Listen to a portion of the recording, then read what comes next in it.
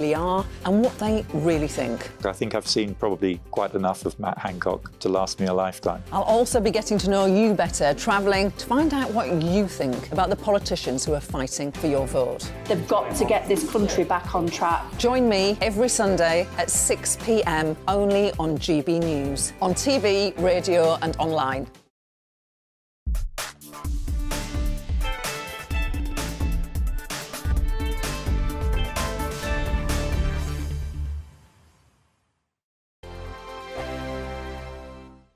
Monday to Thursday nights on GB News. At 6, it's Dubes & Co. 7 o'clock, Farage.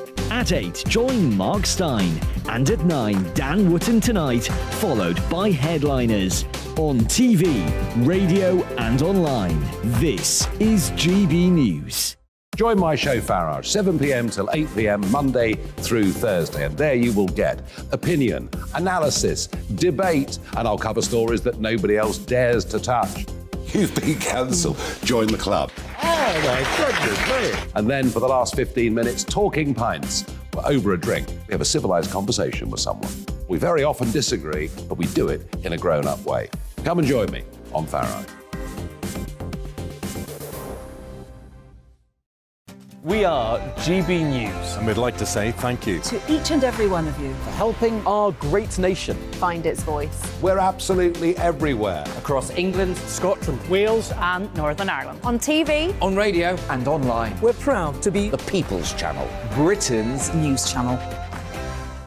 On the Mark Stein Show, we cover the stories a lot of people are scared even to mention. The stuff that really matters with some of the world's biggest thinkers. Now is his opportunity to kind of take the steering wheel of history. Break away from the flop at 8 o'clock on GB News with the Mark Stein Show. Hello, I'm Michelle Dewberry and you can join me every weekday 6 till 7 on Dubes & Kerr. Me and my panel will get stuck right into the day's events and I can tell you, in fact, I can warn you, expect some robust debates, some strong opinions and perspectives from both sides of the fence. It's about you at home as well. I love to read out all of your comments, or at least as many as I can. So join me, Michelle Dewberry, Monday to Friday, 6 till 7 on Dubes & Kerr.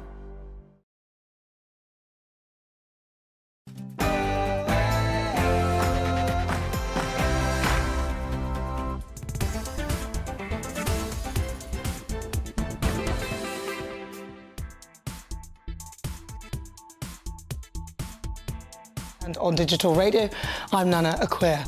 And for the next 2 hours, me and my panel will be taking on some of the big topics that are hitting the headlines right now. This show is all about opinion. It's mine, it's theirs, and of course it's yours. We'll be debating, discussing, at times we will disagree, but no one will be cancelled. So joining me today, it's author, environmental campaigner, and international ambassador for the Conservative Environmental Network, Stanley Johnson. And also former editor of The Labour List, Peter Edwards. Before we get started, let's get your latest news headlines.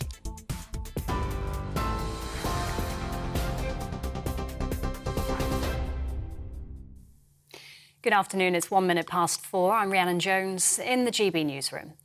The FIFA World Cup opening ceremony is underway in Qatar to mark the start of the tournament. Al Bayt Stadium's hosting the opening match between Qatar and Ecuador. It's the first time the World Cup's been held in the Middle East. FIFA's hoping action on the pitch will turn the spotlight away from complaints over the Arab nation's human rights record. Well, we can speak to our reporter, Paul Hawkins, who's in Doha for us. Paul, what's the atmosphere like out there, given the build-up we've all seen so far? Yeah, hi, Rhiannon. I'll tell you what, where we are at the moment, and it's about 7 o'clock here in Doha, just gone 7 o'clock. That is the FIFA World Cup countdown clock. It's been ticking down throughout the years, and it's literally just got to 0, and there was everyone surrounding it. They're still filming it, in fact. They're a little bit excited here, the fact the World Cup started. they've just been counting down the clock, and then when it got to 0, this huge cheer went up that the World Cup had finally begun. And as you say, Ecuador kicking off against Qatar. It's going to be not exactly the battle of the heavyweights, let's be honest, but it is a historic match. Qatar featuring in the World Cup for the first time in their own World Cup, in the first World Cup to be held in the Middle East, in an Islamic country, and the smallest World Cup, also the shortest World Cup since 1978. So lots of games to pack in over the next few days. England take on Iran tomorrow, the USA take on Wales, but at the moment it's Ecuador 0, Qatar 0.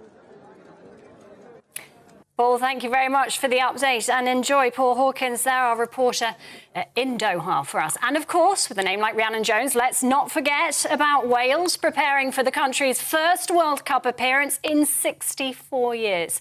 Captain Gareth Bale's been talking about how disappointed he was as a child, unable to watch his country perform on the world stage. Well, the Welsh star says he hopes it will inspire a generation.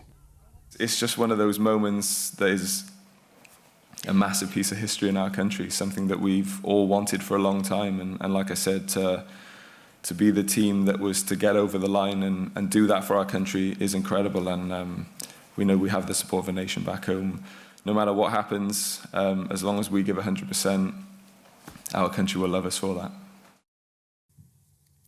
Comedian Joe Lycett has shredded £10,000 of his own cash in protest at David Beckham's role as an ambassador at the Qatar World Cup. Online footage shows the comedian throwing 2 bundles of notes into a shredder. Mr. Lycett had issued an ultimatum to the former England footballer after it was reported he'd signed a deal with the tournament hosts worth up to £10 million. The comedian offered to donate the money to LGBTQ+ charities if Beckham ended the sponsorship. Homosexuality is still illegal in Qatar. Over in the US, 5 people have been killed and 18 injured in a shooting at a gay nightclub in Colorado Springs. Police have named the suspect as 22-year-old Anderson Lee Aldridge. He's currently in custody and receiving treatment for his injuries. The motive for the attack isn't yet known. Deputy Police Chief Adrian Vasquez has thanked those clubgoers that risked their own lives to try and stop the attacker. Initial evidence and interviews indicate that the suspect entered Club Q and immediately began shooting at people inside as he moved further into the club. While the suspect was inside of the club, at least 2 heroic people inside the club confronted and fought with the suspect and were able to stop the suspect from continuing to kill. New measures introduced today will mean terrorists that commit crimes whilst behind bars will be given longer prison sentences. All offences, however minor, will automatically be referred for a police investigation and potential prosecution. The Ministry of Justice says it'll increase the likelihood that terrorists stay in prison for longer and create a bigger deterrent against further offending. Justice Secretary Dominic Raab describes it as a landmark agreement between the Prison and Parole Service, Crown Prosecution Service and counter-terrorism policing.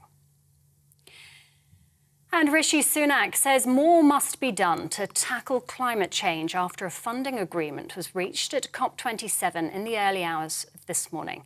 The so-called Loss and Damage Fund will help developing nations bear the cost of disasters such as drought and flooding. However, a decision on exactly which countries should pay has been left until COP28 next year. Mr. Sunak welcomed the measures, but said in a statement there can be no time for complacency. United Nations Chief Antonio Guterres says the deal isn't good enough. This is GB News. We'll bring you more as it happens. Now, though, let's return to Nana Akua.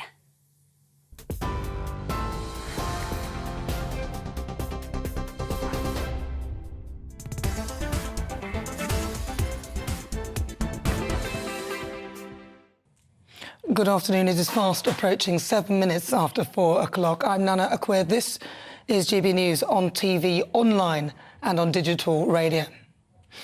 Now, I didn't know whether to laugh or cry when I heard this. If you've ever seen the film Weird Science, he reminds me of the one on the motorbike who apologises for trashing the party. Remember that guy, Michael Berryman? I loved that film. Have a listen to Gianni Infantino's speech, the president of FIFA. He starts by telling us that he has very, very strong feelings. I have very strong feelings. I can tell you that. Today I feel Qatari. Today I feel Arab. Today I feel African.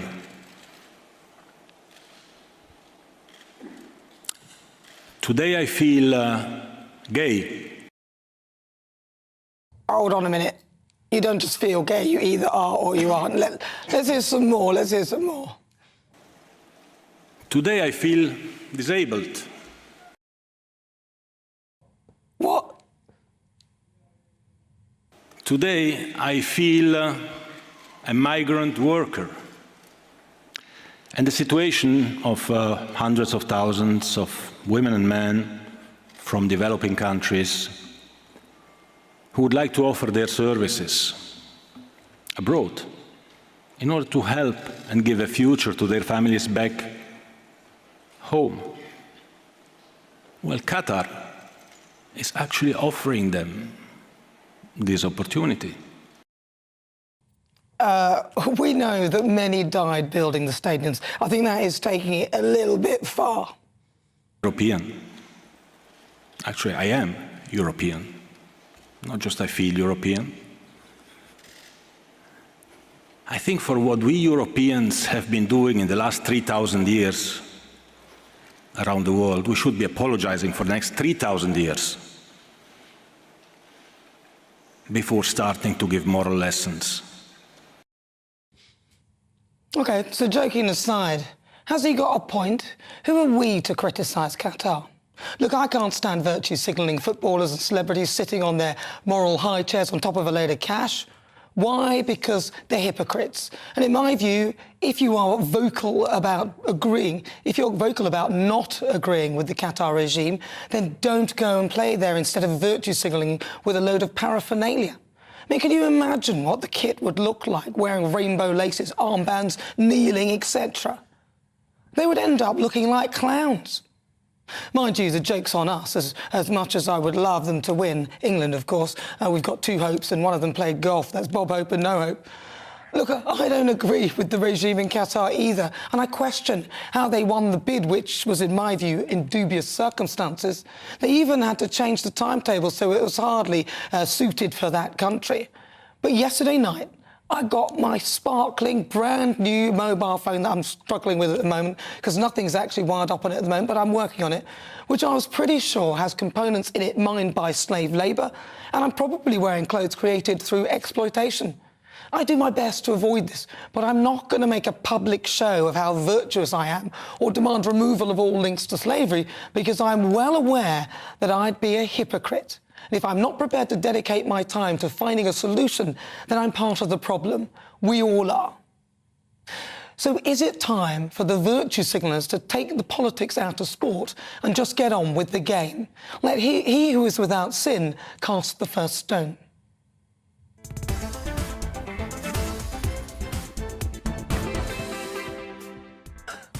Before we get stuck into the debate, here's what else is coming up today.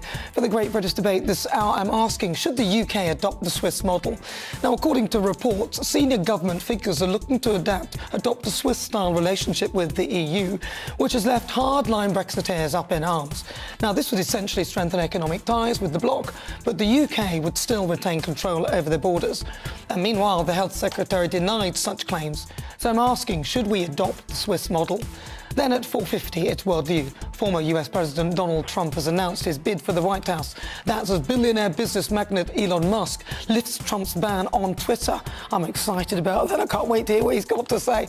That's after a poll, over 51% of the people voted in favour of Trump's return to the social media site. So could Trump be making a comeback? Then at 5, it's this week's Outside. Now, this guest is best known for wearing a trademark green leotard during lively exercise routines in the 80s. She's a former print and catwalk model and is known for her charity work. So can you guess who she is? All will be revealed later on in the show. That's coming up in the next hour. As ever, tell me what you think on everything we're discussing. Email gbviews@gbnews.uk or tweet me at gbnews.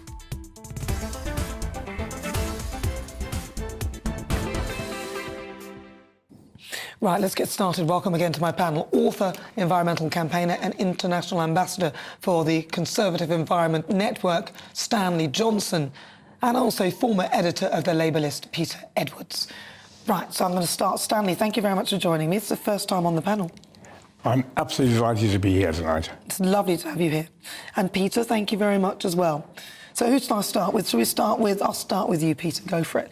So what do you think of this, then? There's a lot of virtue signalling in football, but if we actually look at the full picture, none of us are really without sin when it comes to this. Well, you posed a challenge to the panel by ending your monologue with a scripture reading, and, I'm part of the church, and I suspect many of your staff or viewers may be as well. So, but that doesn't displace values, and I think it's right to call out things we perceive as wrong, as long as we do so with humility. And I think the reason why I found some of the other monologue distasteful, not yours, but Gianni Infantino, as the head of FIFA, was FIFA awarded the World Cup to UEFA in incredibly dodgy circumstances. We know that, for example, Chuck Blazer, the former American football supremo, now deceased, took bribes, and there's lots of other unanswered questions that the Sunday Times in particular have covered. But everything that we're recoiling at today was known about Qatar at the time that the World Cup was awarded to them. So criminalising homosexuality, or the system of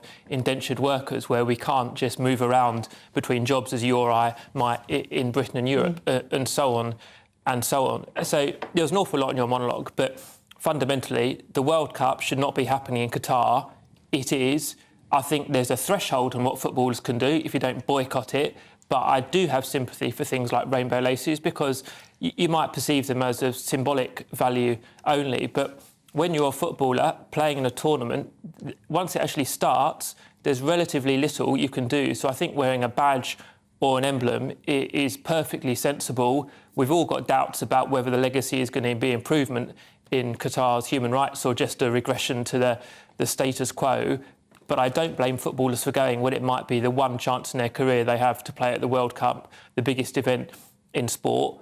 But it is a disgrace that the World Cup is happening in Qatar, and I think it's quite right that footballers use emblems like rainbow laces to stand up for communities facing bigotry. But people might put to you that, well, you know, what about the history of the slave trade and all the things that happened in this country and, in fact, across Europe, for us to then stand up and say, oh, how dare they, how very dare they, when we have a checkered past ourselves, Stanley?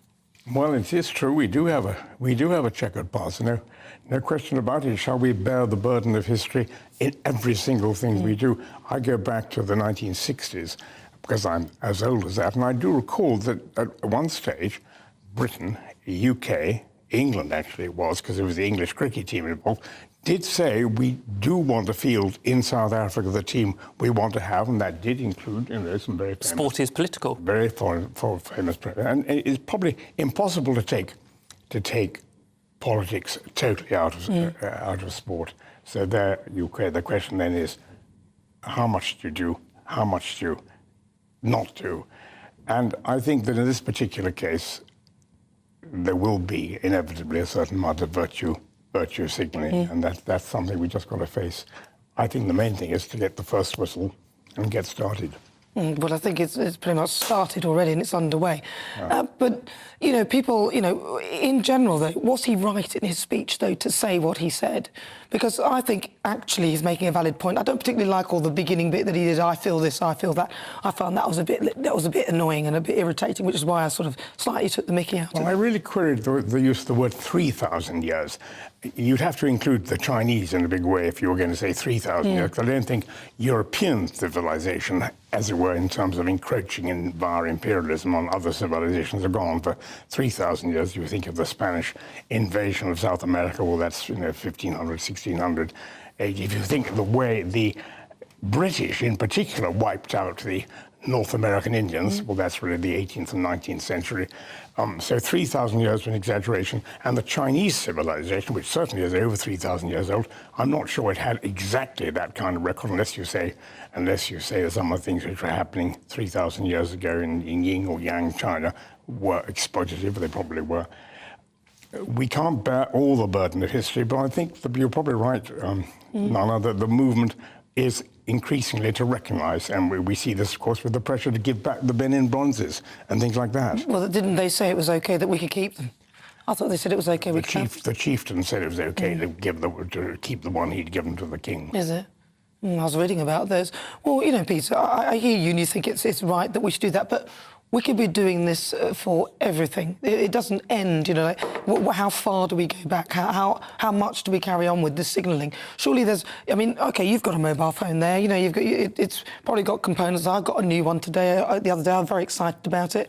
I'm sure even the clothes I'm wearing, as I said, there's been some sort of They're exploitation. very nice clothes. Thank you very much, Stanley. Yeah. And also you commented, Peter, thank you. But the point is, there's been some exploitation in literally everything we do. So we've got to stop this, otherwise we'll just carry on. Well, let me answer that. I think that's a really fair challenge to make, because we are all flawed as human beings, and there was obviously a kind of a Christian point at the end of your monologue, but notwithstanding that, it's still right to call out things that are done wrong. So in terms of our own lives, you know, there's 8 billion people in the world. We can all make small choices that mean something to us. So, for example, I don't buy my coffee from Starbucks because of concerns over the amount of tax they pay, and so on and so on. But I'm completely realistic and humble about the impact that has on a multi-billion-dollar company. You should be more concerned about the impact that caffeine has on your health, Peter. Well, 3 coffees a day, as long as they're real, can be anti-carcinogenic. But that's probably another point, and I'm not one to give out medical advice. But to go to Stanley's point about history, every country has done something wrong at some point. China is doing awful things to Uyghur Muslims today. The British Empire brought learning and education, but it also did an awful lot wrong, including violence and particular horrific sex crimes and appropriation of land. America, of course, has a very checkered history. So there is no country that doesn't face incredibly difficult questions over its past, particularly in relation to imperialism. But that shouldn't stop us calling out things that are wrong today, whether it's egregious levels of poverty in Britain or bigotry in Qatar. I hear you, but having said that, though, we shouldn't be, you know, we're making a big deal out of everything. Yes, it's wrong. In my view, it's some of the things they're doing are wrong, but that is the way they live. Well, oddly enough, this is coming up in a big way now in the context of the climate change debate. We'll probably talk about this, but actually what kept them going right into the last minute was whether or not there should be a fund to, as it were, compensate for the damage we, the West, in our dash to industrialization, caused, you know, for the developing world. And it's very interesting. It is indeed an ethical, political and historical argument. And I think they came out of it in the end by saying, yes, we shall have this sort of fund, but actually some of the quote-unquote so-called developing countries who have turned out to be quite fast developers, India and China in particular, should be part of that too. Well, look, I think they should be. We'll be talking more about that later on in the show. If you just joined me, welcome on board. This is GB News. We're live on TV, online and on digital radio. Don't forget to download the GB News app as well, where you can check out all the programmes on the channel. Now, after the break, it is time for the Great British Debate this hour. I'm asking, should the UK adopt the Swiss model? Now, according to reports, the Tory Civil has reignited a senior government figure who's looking to adapt a Swiss-style relationship with the EU. Sources suggest over the next 10 years the UK are looking to strengthen economic ties with the bloc while still retaining control over freedom of movement. But Downing Street has attempted to dispel such claims. So I'm asking, should we adopt the Swiss model? As ever, send me your thoughts. Email gbviews@gbnews or tweet me at gbnews. I've got a poll up right now asking, should the UK adopt the Swiss model? Cast your vote. We'll be back after this.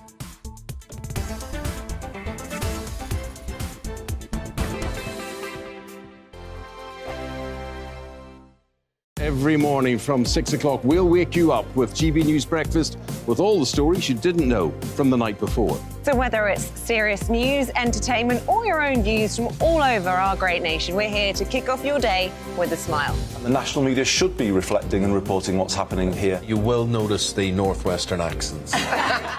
Whether you're with us on TV, radio, or online, every morning, it's breakfast from 6 a.m. Hope you can join us. I'm Dan Wootton. Join me Monday to Thursday from 9 to 11 for the feistiest and most fun news debate on TV, where free speech reigns. I'll bring you a sharp take on the day's biggest stories, bombshell newsmaker interviews, and A-list guests. And I guarantee you, no spin, no bias, no censorship, and no reason to go to bed. That's Dan Wootton Tonight, Monday to Thursdays from 9 on GB News. Hello, I'm Simon Evans. Join me on GB News for Headliners at 11 p.m, where I'll be joined by two of the country's top comedians as we take a look at tomorrow's newspapers tonight. If it's a big story, we'll be covering it, I guarantee, but we'll also have some fun along the way. That's GB News Headliners at 11 p.m. We won't put you to sleep, unlike some of the other paper review shows out there. So join us, 11 p.m, 7 nights a week.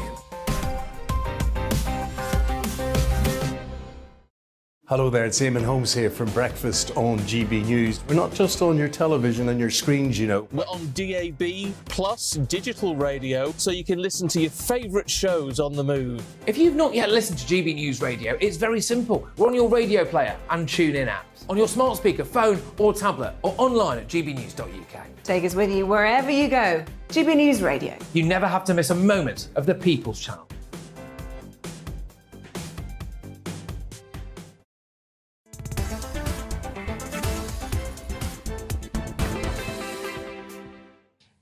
It is fast approaching 24 minutes past 4 o'clock. If you've just joined us, welcome on board. This is GB News, we are the People's Channel. Now, before the break, we were discussing the Qatar World Cup. Let's see what you've been saying. Lee says he can feel who he wants as long as he doesn't do it in Qatar.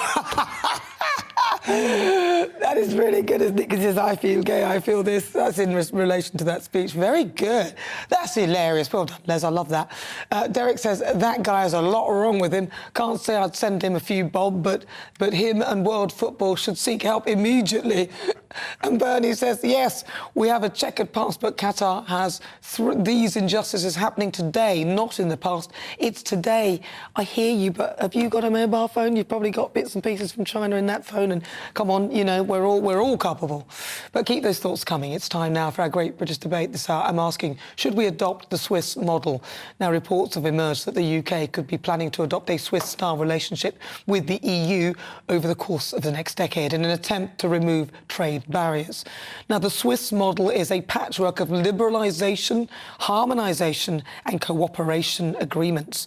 And Switzerland is not a member of the EU, but it has negotiated numerous bilateral agreements that entail selective access to the single market and, of course, in other areas.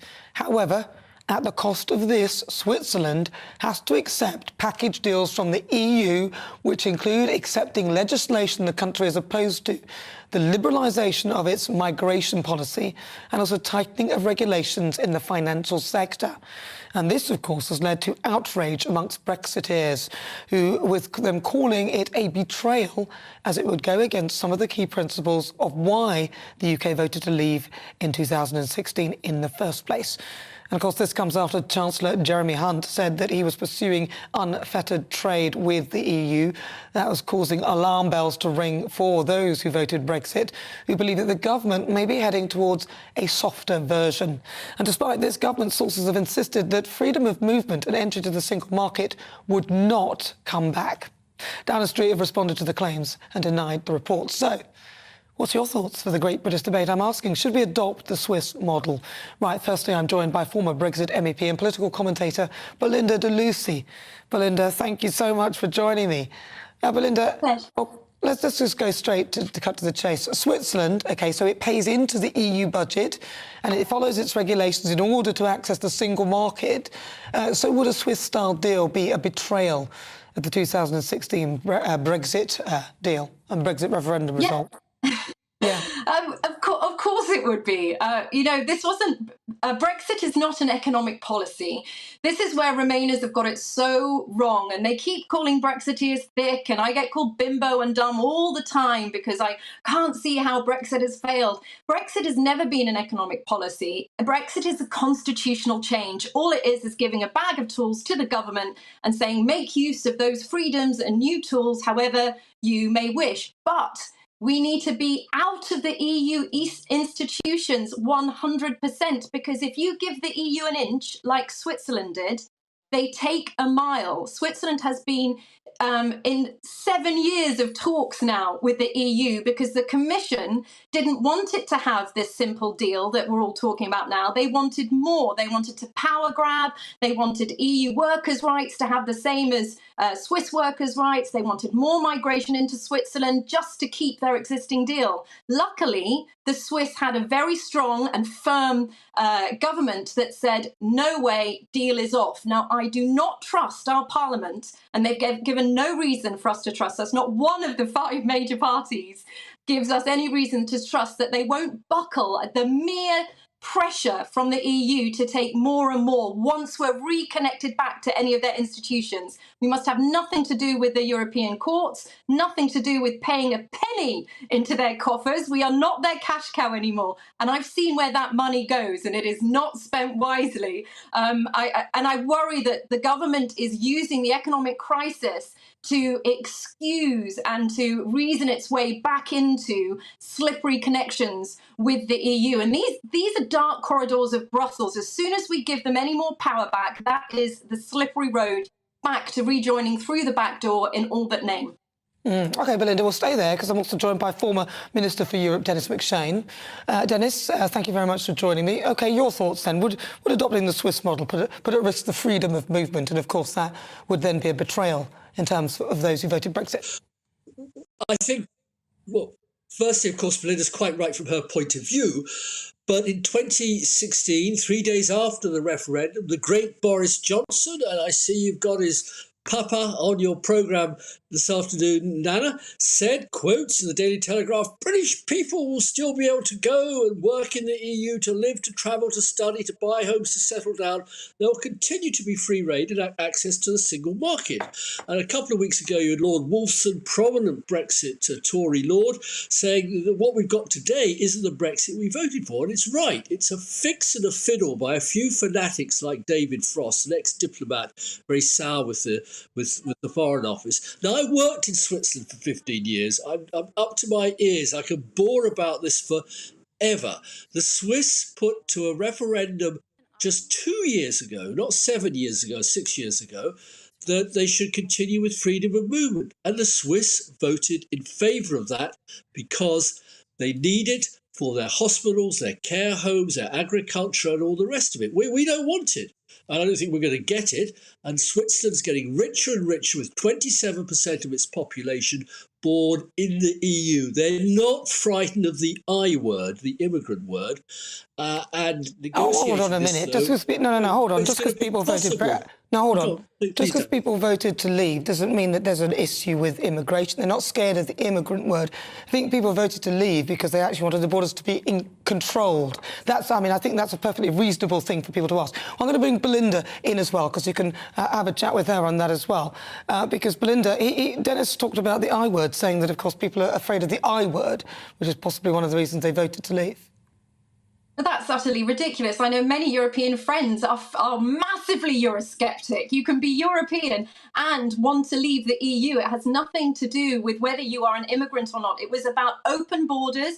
It was about EU law making it almost impossible to deport EU criminals, giving them far too many rights. And it was about the amount of money that they just sucked us dry. They bled us for every penny we had, and it disappeared into who knows whose purse without any accountability. There is so much more. Listen, Brexit is, we can argue for hours about pros and cons of Brexit, but essentially it's just reallocating powers from Brussels back to our national parliament. That is, what are you so afraid of this country self-governing itself? Why are you so scared? Do you know what, I could answer that. Have you seen what they've been doing? Sorry, no, Dennis, you answer it. You've seen it? I've seen it in Switzerland.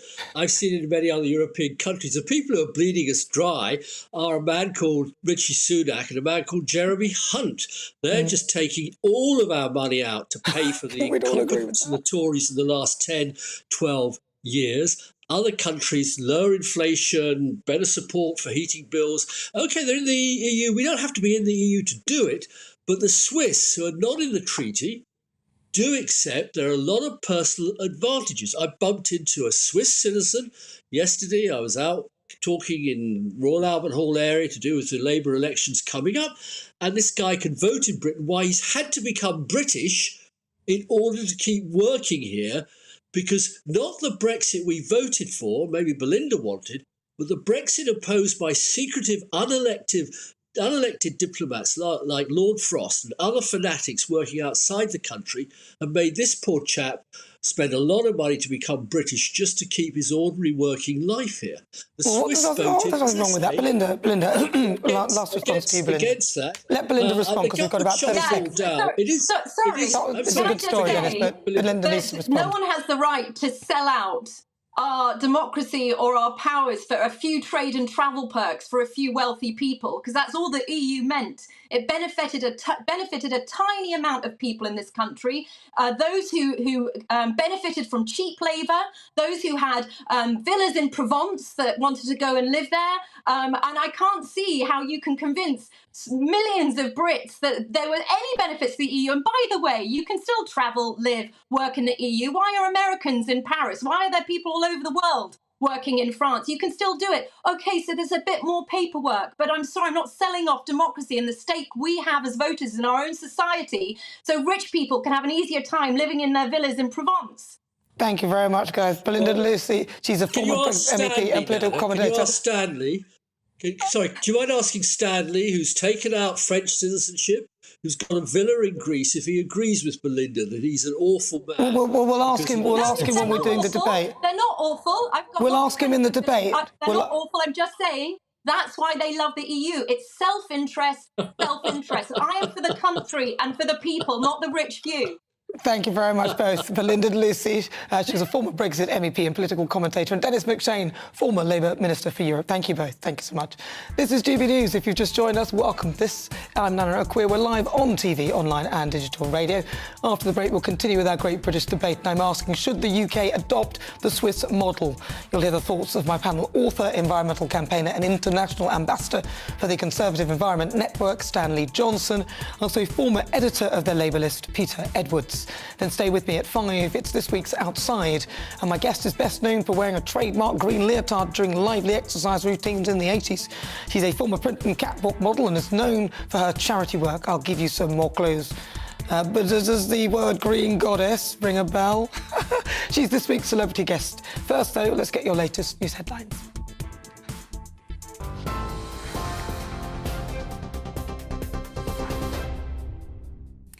Good afternoon, it's 4:34. I'm Rhiannon Jones in the GB newsroom. The opening game of the FIFA World Cup is underway, with host nation Qatar playing Ecuador. The opening ceremony saw fireworks launched from the Al Bayt Stadium, with organisers saying inclusivity was at the forefront.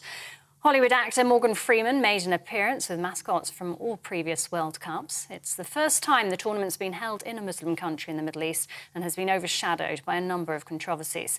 FIFA's hoping action on the pitch will turn the spotlight back on the football. Well, our reporter Paul Hawkins is in Doha for us and spoke to fans about their thoughts on the tournament.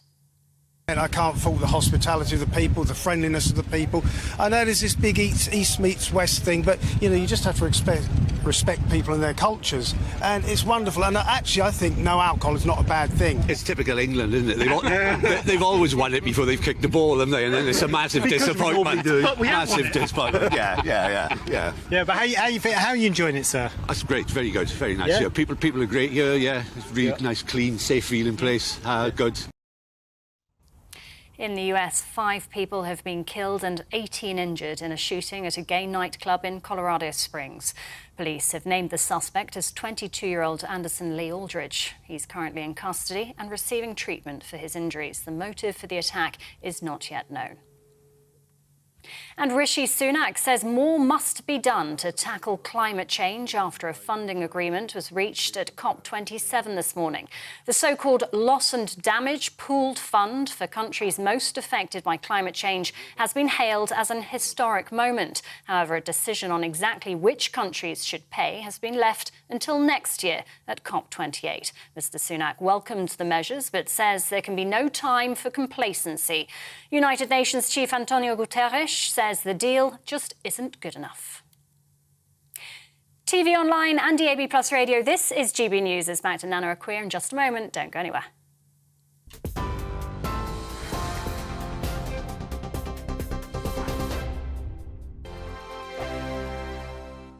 We are GB News, and we'd like to say thank you to each and every one of you for bringing us your conversations, for helping our great nation find its voice. We are here for you on radio, television, and online, across England, Scotland, Wales, and Northern Ireland. It's not the BBC, you actually get your facts right. We are proud to be GB News, the People's Channel, Britain's news channel.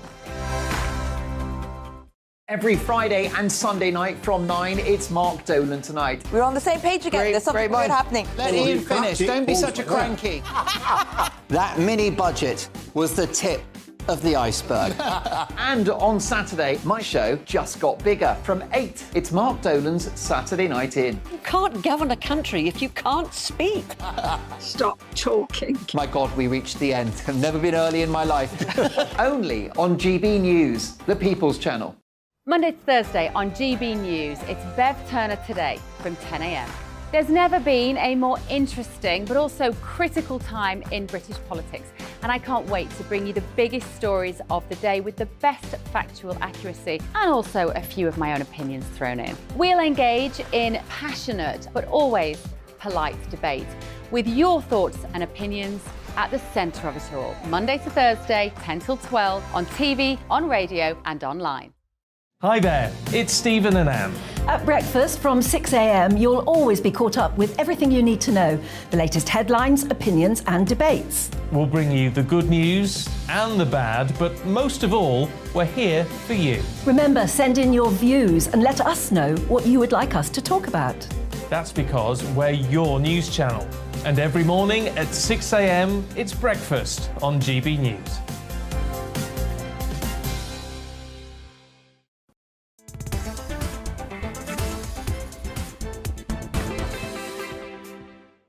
This is GB News. We're live on TV, online and on digital radio. I'm Nana Akua. And it's time for our Great British Debate this hour. And I'm asking, should we adopt the Swiss model? Now, reports have emerged that the UK could be planning to adopt the Swiss-style relationship with the EU over the course of the next decade in an attempt to remove trade barriers. Now, but at what cost? This has led to outrage amongst Brexit supporters, with many calling it a betrayal, as it would go against some of the key principles as to why people voted to leave in 2016 in the very first place. But despite this, government sources have insisted that freedom of movement and entry to the single market would not come back. Downing Street has denied these claims. So for the Great British Debate this hour, I'm asking, should we adopt the Swiss model? Well, let's see what my panel make of that. I'm joined by author, environmental campaigner and international ambassador for the Conservative Environment Network, Stanley Johnson, also former editor of The Labellist, Peter Edwards. Stanley, I'm going to start with you. What do you think? So the Swiss-style model seems to have a bit more integration into EU policies. Let's have a bit of background. OK. Bit of background. I've got to declare an interest. I was one of the very first British people to join the services of the European Commission way back at the beginning of 1973 when we had just joined. I was one of the first members of the European Parliament to be elected in the first direct elections in 1979. I have fought very hard for the integration of UK and EU law and have been responsible for writing quite a lot of it. But where are we now? Where are we now? We have the withdrawal agreement, big, solemn agreement adopted by both sides, the EU and the UK. We have the trade and cooperation agreement, which says we must have a level playing field, otherwise various things happen. We absolutely know we need a level playing field because the EU is our major trading partner. So this attempt, which appears now to be going on, to say, oh, well, these sort of principles are not the principles of Brexit and so on and so forth. And I really worry that the Conservative Party, the Tory Party, is about to tear itself apart again over Europe and tear the country apart again over Europe for reasons it absolutely doesn't need to do that. We have a withdrawal agreement. It is working. We have a trading arrangement. It is working. The biggest single threat to a continued sensible relationship with Europe at the moment is the fact that we have tabled in Parliament the so-called Rees-Mogg retained EU legislation, but where he says, and the government is saying, because the government has taken over the Rees-Mogg bill, we will sunset something like 4,000 EU-derived laws by the end of next year, unless they've been specifically retained or amended. And that, by the way, includes a lot of the things I was very much responsible for, which were in the environmental field. But there are plenty of things in the workers' field, in the consumer field, in the animal welfare field, equally threatened. So what is the sensible thing now is to do exactly what Rishi Sunak and Mr. Hunt say they are going to do, and that is build new bridges with Europe. When nobody's saying we're not out of Europe, we are out of Europe, but by Jove, we need some bridges. Now, that is where this question of the Swiss model comes in. The Swiss model is not the only option. Dennis McShane you had, he knows more about this than I do. The Swiss model is certainly one, and Dennis gave a very found defence of the Swiss model. And I was in Geneva last week, and I can tell you, there's no way those people are not Swiss. They are Swiss. But nevertheless, the Swiss model is only one of them. The European Economic Area is another, which has Norway in it. So these are models, but the absolute priority now is to say, come on, folks, grow up. Let not the Tory party be trapped again, as it was when poor old John Major was trying to get in the Maastricht thing through by, as it were, a few right-wingers. John Major called them headbangers, and I think he wasn't far from the truth on that. This time round, we're not where John Major is, because the government has a majority. The government is not in hock to five or six extremists. They're in hock to themselves. They need to go, they need to have the strength of their convictions, and that moment means absolutely sticking to the terms of the EU-UK withdrawal agreement, to the TCA, and I would say even going back into critical agencies like the European Environment Agency, which already has 6 or 8 non-EU members in it. And don't tell me that environment is not a pan-European issue. So I say, I hope very much that Tim Shipman's report is right. I hope the government is exploring how it can really strengthen the relationship with the EU, including, by the way, in other pan-European organisations like the European Council in Europe. And above all, I hope the government will put a stop to the continued progress through Parliament of the Rees-Mogg bill. OK. Your thoughts? Well, first of all, I think we've got to take some of the fire and heat out of the debate. You know, as someone that voted Remain but immediately accepted the result in 2016, I was mystified when I heard Belinda, the former Brexit MEP, speak. She seemed furious over the outturn of an argument that her team had won, and I wrote down a few of her phrases. Slippery, the dark corridors of the EU, rejoining the EU by the back door and selling off our democracy. And this is from someone who won the vote. I find it utterly mystifying. And this is not about virtue signalling. It's simply about, can we talk in a reasonable way about something that is of crucial economic, environmental, social importance, and so on and so on. On the actual substance of a fascinating story in the Sunday Times, I don't really think is going to happen, because the Swiss model, and you know, there'll be whole books written on this that probably none of us have the time or the energy to read, but the Swiss model involves paying into the EU budget now. Is Rishi Sunak, a Brexiteer Prime Minister, going to put his hand up and say, can we pay into the EU budget? Is Keir Starmer, the Labour leader, that's, and obviously my party has had, I think we're coming out of it, but a slightly uncomfortable time talking about Brexit in the last 5 years. Keir Starmer's clearly not going to go knocking on doors saying, can we pay into the EU budget? It's inconceivable. The only way it could possibly happen would be a majority Lib Dem government, which is clearly for the birds. So I think the premise that we have a Swiss model based on handing over our tax pounds to the EU is just a complete non-starter. But you could have the EEA model, for example, the European Economic Area, where other countries are involved. And of course, you're members of the EEA, but the EEA itself has a trading relationship with the EU. That will be very tough, though, because, I mean, I think Keir Starmer has rightly given various speeches trying to kind of settle perhaps a little bit of voter nervousness, particularly in the Red War, about Labour's stance on Brexit. But he did say quite early on, not just we accept the result, but we accept we're not going back into the single market. We accept we're not going back into the customs union. You know, I think that just hold on 1 second, Sally. The awful events in Ukraine remind us that there is a political and moral value in coming together for big picture things that transcend routine policy debates. We all agree what's happening in Ukraine is an act of evil, but I don't think any type of economic model that takes us back to single market or customs union is just on the blackboard at all. Can I just come in just briefly on your comment about Belinda and the things that she said? can you not see how she may see things that way? And a lot of people who voted to leave see things that way because of there's so many numerous obstacles that were placed in their way every time. Even when the vote was cast, people were trying to upturn it and overturn it. So there is a level of distrust as to whether this is a genuine attempt to make Brexit work. And the Brexit that people really wanted doesn't appear to have worked because, frankly, there have been so many obstacles. Stanley's itching. Well, I would like to come in. I go back to the single market. The single market was one of Mrs. Thatcher's sterling achievements. I was in Brussels at the time.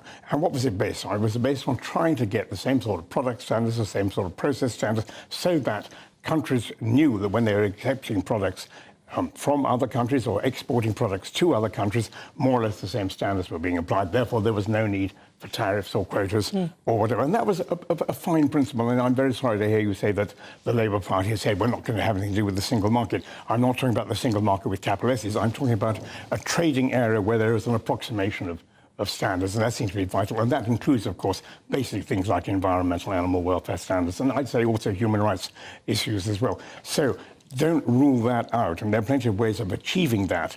For example, we could just maintain the status quo as defined in the UK EU withdrawal agreement, which is a fine agreement. It has, by the way, including in it some non-regression clauses, so that you don't, as it were, expect not to be challenged by your partners if you let your environmental standards slip. These are good things. What worries me now is the deliberate movement the government seems to be making to rip all that up. Well, listen, let's find out what our viewers think of that, because this show's nothing without them. Let's welcome our great British voices on to the show to tell us what they think about the topics we're discussing. Where should we go? Should we go to Bristol? Quite like Bristol. Lovely zoo there. Lots of lovely animals. Lee Harris, he's one of them. I couldn't resist, Lee. I do it every time. Right, Lee, so what do you think then? Do you think Belinda was sort of talking about a sort of sneaky backdoor entry towards the EU and single free movement of people and a slippery, slidey slope? What's your view on all of this? I'll be honest, I was completely baffled when I saw this story in the Times today. I mean, it's hard to believe it's even true. I mean, imagine seeing the catastrophic polling and thinking it might be a good idea to float at the moment. I mean, it is utterly ridiculous. If this rumour has any truth to it, the Conservatives really are in self-destruct mode. It would be a betrayal of biblical proportions. But to answer the question, absolutely not. As you said, it will go against key principles of Brexit, and it breaches clear red lines of closer integration, open borders, paying money to the EU, the end of the role of the ECJ, for example. And not that manifestos seem to mean anything anymore, but it is also a clear breach of a manifesto commitment of no closer union to the EU. But like the panel have already said, I honestly don't believe this is a real thing, because the EU would never go for it anyway, especially if we stick to our red lines of not having any freedom of movement and things like that. They're just not going to offer it. So I don't think it's even on the table. But one thing, going back to why I was baffled with this, the Conservatives need to be very careful. Their voter base, me included, are already like super despondent from Hunt's gutless, defeatist, recession-embracing Labour budget. So any suggestion of reversing or messing with Brexit will easily just be the final nail in the coffin. And of course, as already been said, the infighting will carry on. Well, we don't want that. I mean, you know how that goes. Lee Harris, it's always good to talk to you. Thank you very much for that. That's Lee Harris. He's our great British voice. He's there in Bristol.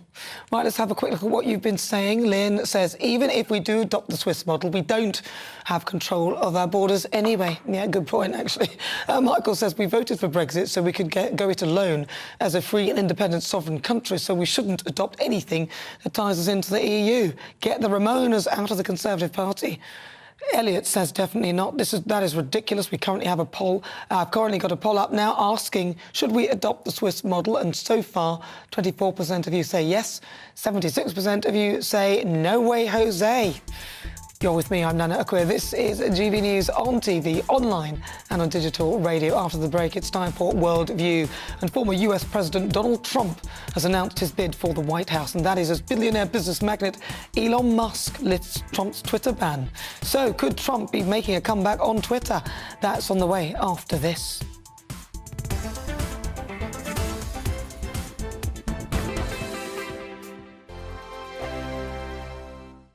Monday to Thursday nights on GB News. At 6, it's Deebs & Co. 7 o'clock, Farage. At 8, join Mark Stein. And at 9, Dan Wootton Tonight, followed by Headliners. On TV, radio and online. This is GB News. Join my show Farage, 7 p.m. till 8 p.m. Monday through Thursday. And there you will get opinion, analysis, debate, and I'll cover stories that nobody else dares to touch. You've been cancelled. Join the club.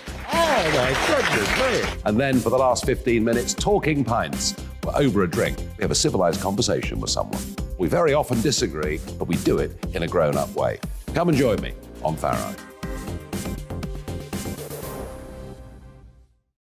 We are GB News. And we'd like to say thank you To each and every one of you. for helping our great nation Find its voice. We're absolutely everywhere. across England, Scotland, Wales and Northern Ireland. On TV, On radio, And online. we're proud to be The People's Channel. Britain's news channel.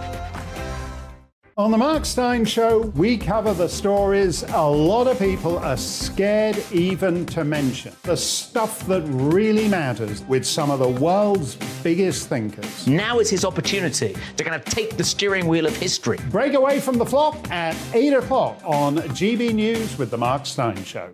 hello, I'm Michelle Dewberry, and you can join me every weekday 6 till 7 on Jubes & Kerr. Me and my panel will get stuck right into the day's events, and I can tell you, in fact, I can warn you, expect some robust debates, some strong opinions and perspectives from both sides of the fence. It's about you at home as well. I love to read out all of your comments, or at least as many as I can. So join me, Michelle Dewberry, Monday to Friday, 6 till 7 on Jubes & Kerr.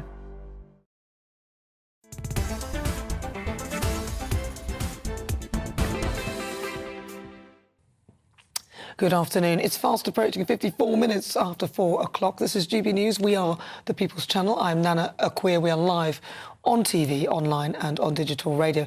And it's time for World View.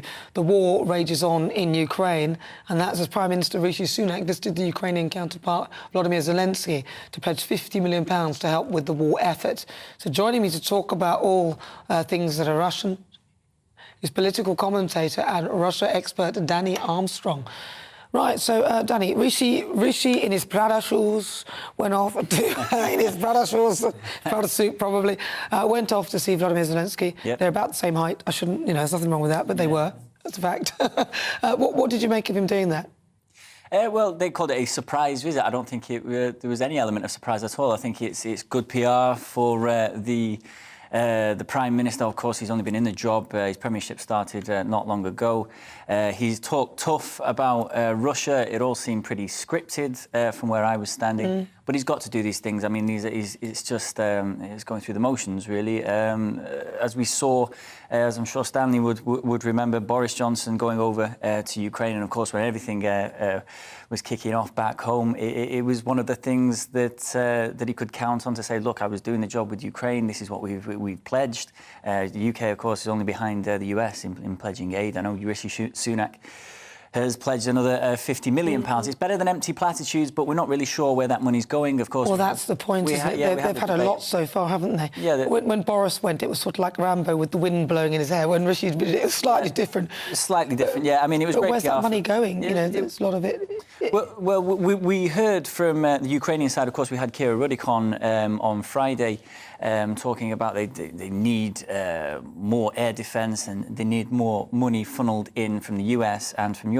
The truth is they've had tens of billions of dollars and euros and pounds in aid already. What they're actually pushing for is F-15 and F-16 fighter jets. They don't come without a NATO membership.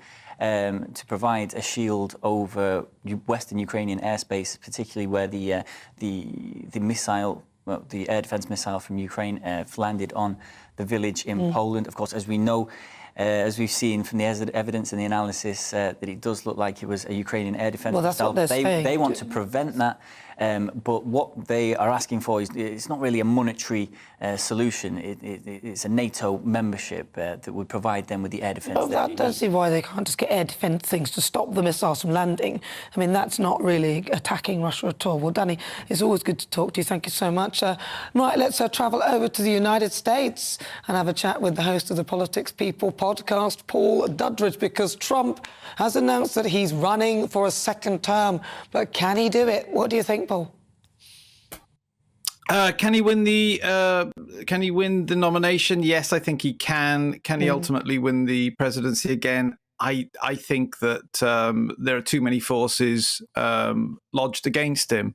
I think he's got to fight the Republican Party, who don't want him, and then he's going to fight the establishment. I have to say, I think he won in 2016. Remember, he didn't win the popular vote. He won in 2016 because nobody thought he had a chance, and so they were all asleep at the wheel. I think, for me, that you can see what's happened in the midterms. He has become such a demonized figure that people don't campaign anymore. They double their campaigns. They treble their campaigns. I think on a wider note, I don't think that's a bad thing necessarily. I don't think the presidency, if you're moving towards globalism, and this is what he talked about in his speech, by the way, he did talk about that he was resisting globalism. I think he's become a more powerful, almost above a presidency. He sort of represents the people against the political establishment, which is moving in that direction. So actually, I think that it's a moot point for me. I hope he wins it. I'll campaign vigorously for him, but I think that there are so many. I'll tell you what's more important for me than him becoming president again is I hope he destroys the Republican Party in its current form. Much the way we're talking about the Conservative Party in the UK. They keep talking like they're conservatives. This is the Republicans, and then they rule as just another international globalist party. So I think he has a bigger role in taking down the Republican Party, and I think that that's part of the agenda. That would be interesting, really. I feel bad because I'd actually like to see him win again. I'm sure a lot of people would. But what about Twitter? Because he's been unbanned. This could be. Do you think he'll start using it again, or do you think he's moved on because he had Truth Social, and then there was his friend who has Getter? I mean, do you think he'll go back on there? Yes, in short, I think he will eventually go back on there. The problem is with his deal with Truth Social is that he's banned for 30 minutes after posting. So he has to post first on Truth Social before he can post on Twitter anyway, or any other social media platform. And so, look, nobody's really using Truth Social, so there's going to have to be an understanding at some point that maybe take that dog out behind the barn and shoot it at some point, because it's really not happening, Truth Social. So he will be, I believe, moving back to Twitter, but it won't be it won't be exclusive content for 30 minutes. But he has to. I mean, I've just been permanently banned from Twitter, so I don't know how they can manage without me. But yeah, I said a man can't be a woman or something. But anyway, so so he will be back.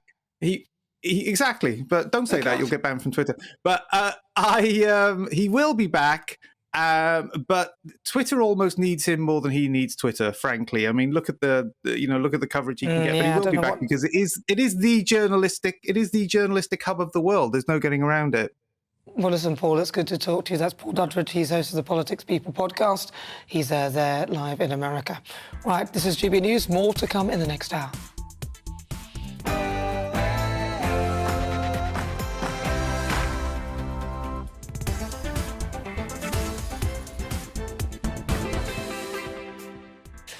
This is GB News. It's just gone 5 o'clock. I'm Nana Akua. We're live on TV, online and on digital radio for the next hour. Me and my panel will be taking on some of the big topics hitting the headlines right now. This show is all about opinion. It's mine, it's theirs, and of course it's yours. We'll be debating, discussing, and at times we will disagree, but no one will be cancelled. Joining me today is author, environmental campaigner and international ambassador for the Conservative Environment Network, Stanley Johnson, and former editor of The Labelist, Peter Edwards. Now, before we get started, let's get your latest news headlines.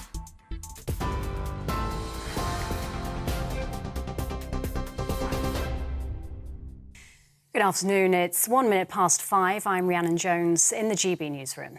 The FIFA World Cup is underway in Qatar, with the host nation playing Ecuador in the opening game. It's currently half-time, with Ecuador winning 2-0 at the moment. It follows the opening ceremony at the Al Bayt Stadium to kick things off earlier. It's the first time the tournament's been held in a Muslim country in the Middle East and has been overshadowed by a number of controversies. FIFA's hoping action on the pitch will turn the spotlight back to the football. Meanwhile, England manager Gareth Southgate has confirmed his team will take the knee ahead of their first game against Iran. The Three Lions have made the controversial gesture against racism and inequality in more than 33 straight matches since COVID, and will do it again tomorrow. And let's not forget about Wales, of course, preparing for the country's first World Cup appearance in 64 years. Captain Gareth Bale's been talking about how disappointed he was as a child, unable to watch his country play on the world stage. Well, the Welsh star says he hopes his team's achievement will inspire a generation. It's just one of those moments that is a massive piece of history in our country, something that we've all wanted for a long time. And like I said, to be the team that was to get over the line and do that for our country is incredible. And we know we have the support of a nation back home. No matter what happens, as long as we give 100%, our country will love us for that. Comedian Joe Lycett has shredded £10,000 of his own cash in protest at David Beckham's role as an ambassador at the Qatar World Cup. Online footage shows the comedian throwing 2 bundles of notes into a shredder. Mr. Lycett had issued an ultimatum to the former England footballer after it was reported he'd signed a deal with the tournament hosts worth up to £10 million. The comedian offered to donate the money to LGBTQ+ charities if Beckham ended the sponsorship. Homosexuality is still illegal in Qatar. In other news, in the US, 5 people have been killed and 18 injured in a shooting at a gay nightclub in Colorado Springs. Police have named the suspect as 22-year-old Anderson Lee Aldridge. He's currently in custody and receiving treatment for his injuries. The motive for the attack is not yet known. Deputy Police Chief Adrian Vasquez has thanked those clubgoers who risked their own lives to try and stop the attacker. Initial evidence and interviews indicate that the suspect entered Club Q and immediately began shooting at people inside as he moved further into the club. While the suspect was inside of the club, at least 2 heroic people inside the club confronted and fought with the suspect and were able to stop the suspect from continuing to kill.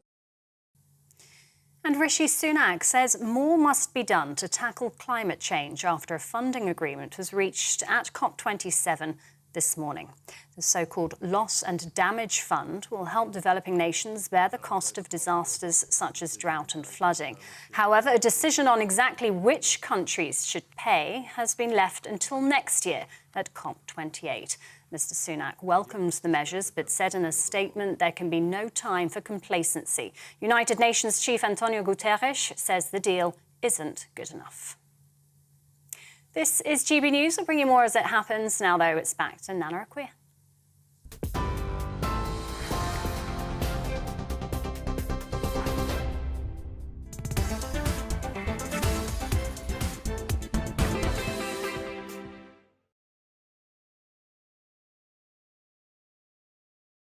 GB News, we're live on TV, online and on digital radio.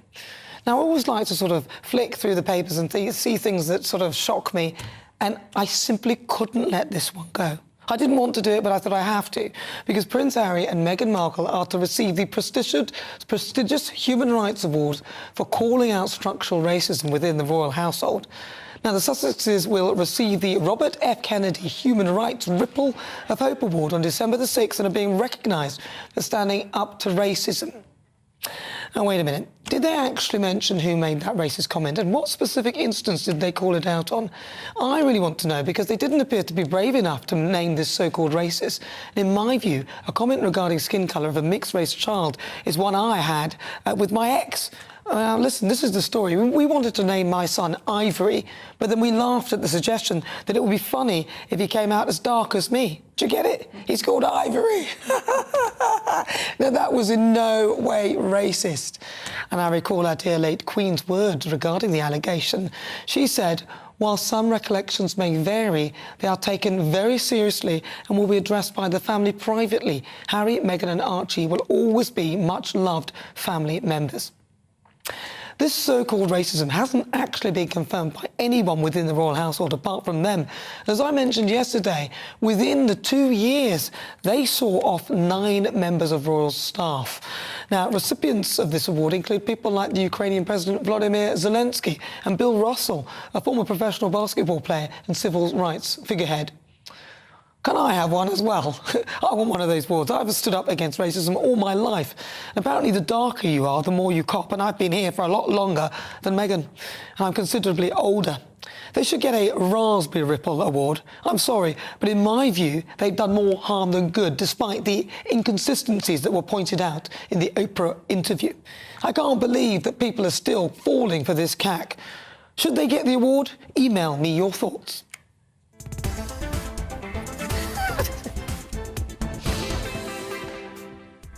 Right, so to kick off the hour, here's what else is coming up for today. Now, each Sunday at 5 o'clock, I'm joined by a celebrity, a former MP or someone who's had an extremely interesting career, and take a look at life after the job. We talk highs, lows and lessons learned, and what comes next on the outside. And this week's guest is best known for wearing a trademark green leotard during lively exercise routines in the 80s. She was dubbed the Green Goddess. She's a former print and catwalk model and is also now known for her charity work for breast cancer awareness. So can you guess who it is? Of course, it's Diana Moran. She'll be live in the studio next. Then on the way, the Great British Debate this hour. I'm asking, should the UK pay climate reparations? Officials have struck a historic COP deal at COP27. I think they said they'll postpone it till COP28. That's a decision whereby the wealthier countries will contribute to a loss and damage fund to help more vulnerable countries combat climate change. But is this fair? Should the UK be paying into a fund during the cost of living crisis? And are we actually to blame? Email gbviews@gbnews.uk or tweet me at gbnews.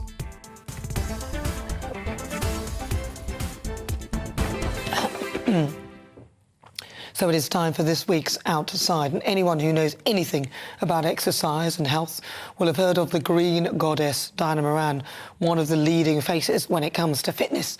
From hosting exercise segments excuse me, on BBC Breakfast Time to publishing a vast number of books, Diana's career has shown no signs of slowing down. Despite her successful career, Diana's life has been not without its hardships. Back in May 1988, Diana was diagnosed with breast cancer. She fought bravely and managed to beat her illness. And ever since then, she's been an advocate for breast cancer awareness. Diana has even trekked the Great Wall of China to raise money for charity, and she's still motivating people to get out of their seats and exercise with her web-based videos. And I'm very pleased to say that Diana joins me live in the studio now. Diana, thank you so much for joining me. Absolutely delighted. And of course in your trademark green, and my favourite colour, green. Thank you. So Diana, talk to me about how you started up into exercise. What was your thing? I mean, I'm a gymnast. I love exercise. It does everything for me. But what about you? What was your reasoning for that? I was brought up in the country and I had a brother and boy cousins, and anything they could do, I thought that I could do just as well. I had very long legs, which was a great help. So much so that, you know, I ran for the county and all this sort of business, and I decided that when I grew up, I wanted to be a PT mistress, a physical training mistress. My father would have none of it whatsoever. I wasn't allowed to do anything like that. So I became a personnel and welfare officer, which I love because I love being with people and helping people. But whilst I was doing this in a big departmental store, below me, I was asked to be a model as well for a charity show, and that's how I got into the modelling side of things as well. And then it all came back together as the years went on, and somebody asked me to go to Butlins in Barry Island. I love Butlins. Yeah, and in Minehead. And they knew that I was very sporty, and they said, why don't you put some sort of sporty activity together for all the members of a family, granddad, grandma, little kids, the whole lot. And I put a fun Keep Fit session together, and that's how it all started. Really? So how did the TV side, did somebody spot you doing it, or? Well, because the modelling side of it went on to my doing local adverts for TWW, Television Wales and the West, which became HTV, Harlech Television, and I did adverts for them. Then they asked me to do an exercise spot on an afternoon programme, and blow me, the BBC were headhunting for the start of BBC Breakfast Time. And so suddenly I got a call at home one day, hello, this is the BBC. Hello, I don't work for the BBC, I work for ITV. And they said, we'd love you to be one of our original members of BBC Breakfast Time. That's how it all started. And I said, oh, do you want me to wear red? Butlins red. And they went, oh, no, nothing like that. And that's how the green came in. Is green your favourite colour? Is that? It's one of my favourite. That's probably my most favourite colour. Well, green's mine. There you are. So you were doing that for quite some time. Oh, because I can remember, because I used to watch it. Yeah. And I used to do 1983, February 1983, we started, and I did it for 4.5 years, every weekday. We didn't do weekends at that stage, and I went all over the place with the Army, the Navy, children at school, people in old people's homes and the likes of. It was really great fun, and then I had breast cancer. Yeah, and you know, you were quite young. I was 47 at the time. So that's, what is it, 35, 36 years ago now. Great, look at you. And I had immediate treatment at the Royal Marsden Hospital in London. Absolutely amazing place.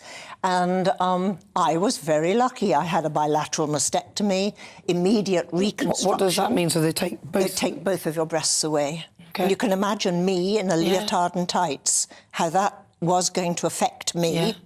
And they did reconstruction. They were just experimenting with reconstruction at that stage. I didn't tell anybody. I was so ashamed. I had cancer. I was the fitness lady, for goodness sake. I couldn't be having things like cancer. So I was ashamed of it, kept it secret. And 6 weeks later, I was back on air. Wow. I was in my green leotard and tights, and I took the Morris dancers from up in Birmingham, I've just forgotten their names now, through a 5-minute routine, and I thought, gosh, am I ever going to manage this? And I did. So that was it. So 6 weeks after your treatment, you were up and exercising again? Yeah. Wow. Only for that. Only for that, yeah. Only for that. Yeah, you wouldn't do that again. I was putting a face on, I can tell you. Well, that's very brave. So how did you find out about your cancer? Was there a lump? No. Was it the way you felt? Now, this is the interesting bit. There was no lump. There was nothing like that at all. I didn't know that I had cancer at all. HRT, you're so young, but HRT... I'm 51. Oh, well done, lady. This HRT was coming in from the States at that time, and a particular clinic in London were looking for guinea pigs to find out how a menopausal woman was with HRT. And I went, yes, I can do that. I'm a menopausal woman, 47, 48. And so I went to the clinic and they said, well, we've just got to do some fitness tests on you. Oh, I'm fine, don't you? You know, I'm fit as a fiddle. And they said, no, we have to do cervical smear, a mammogram, heart and lungs and all the rest. I said, on that mammogram was found my cancer in both breasts. And had I not gone for that, I was too young to be screened, you know, because they were screening at 50 and I was only 47. So, I mean, wasn't I lucky that it was found? You were ridiculously lucky. Yes. And the thing is, it's the fit people who... a very good friend of mine, he had throat cancer in the end. But he's OK, he's going through the treatment because he's so fit. Do you know, it's interesting you say that, because I remember one of the surgeons coming to me and saying, Diana, this is terrible, yes, but you are so fit. That's the thing. You are going to get through this. I didn't believe it at the time, but he was so right. Yeah, no, exercise is a very, very good medication to get you keeping everything going, keeping you motivated. Do you know, breast cancer is the most common cancer for women. 1 in 7 women at some time during their life will get it. And 39% of ladies do not check their breasts, and 80% of the breast cancer is in women over 50. So you get out there and just be checking. Well, there's a new blood test as well that we talked about a couple of weeks ago. Oh, right. That can actually spot that you have cancer, and it can even tell you the organ of origin. And they can actually spot really early cancer, so in stage 1 and 2. Oh, that's just wonderful. It is. At the moment, it's like about £1,000, over £1,000 to have the test. But if it saves your life, I mean, you know, if you've got it, but they're hoping to try and get it into the NHS as well, which obviously the earlier that breast cancer is diagnosed, the better. So talk to me about what you've done then, because I know you do a lot of support work for breast cancer awareness. I've always done charity work since I was about 19. I started with Bristol Old People's Welfare. So old people, I love helping them. But of course, because I had the breast cancer, I then immediately started working with what was breast cancer care. It's called Breast Cancer Now. They amalgamated several charities together. And I think you put up a clip of my trekking the Great Wall of China, all sorts of things like that, and all the sort of pink walks that they did for years and years. Thousands of women in front of me. I did an exercise to get everybody charged up and ready to go. So that's one of my very important ones, but I've continued to work with Age UK. Then, of course, osteoporosis is something that is very interesting to me. My father had osteoporosis, and I started working with the National Osteoporosis Society. And then we had a rather famous lady become our patron, who is now the Queen Consort. And so we are now the Royal Osteoporosis Society. Camilla, yes. And then, of course, there are 2 local ones near where I live at home. One is White Lodge. I was with them last night, and they work with young children with cerebral palsy. And the other one that I work for, you probably know Sir Richard Stilgoe, and he runs what's called the Orpheus Centre, which is for disabled, rather more older people, sort of teenagers and slightly older. And I don't know whether you've got up on your screens at all, but I'm a painter. Are you a painter? I'm a painter. Oh my God! I've done about 100 paintings. Oh yes, there we go. We've got. If you're watching on TV, you can see it now. Otherwise, go on download the app. This was for Sir Richard Stilgoe's event 2 nights ago, and I put in that particular painting. It went in auction for £500, and then somebody in the audience said, oh, we're going to double the auction things, so that made 1,000. Somebody else said, we're going to triple. Oh, wow. And that made 1,500. Oh, well done you. That's I was great. so thrilled. That's lovely. I wish I could draw.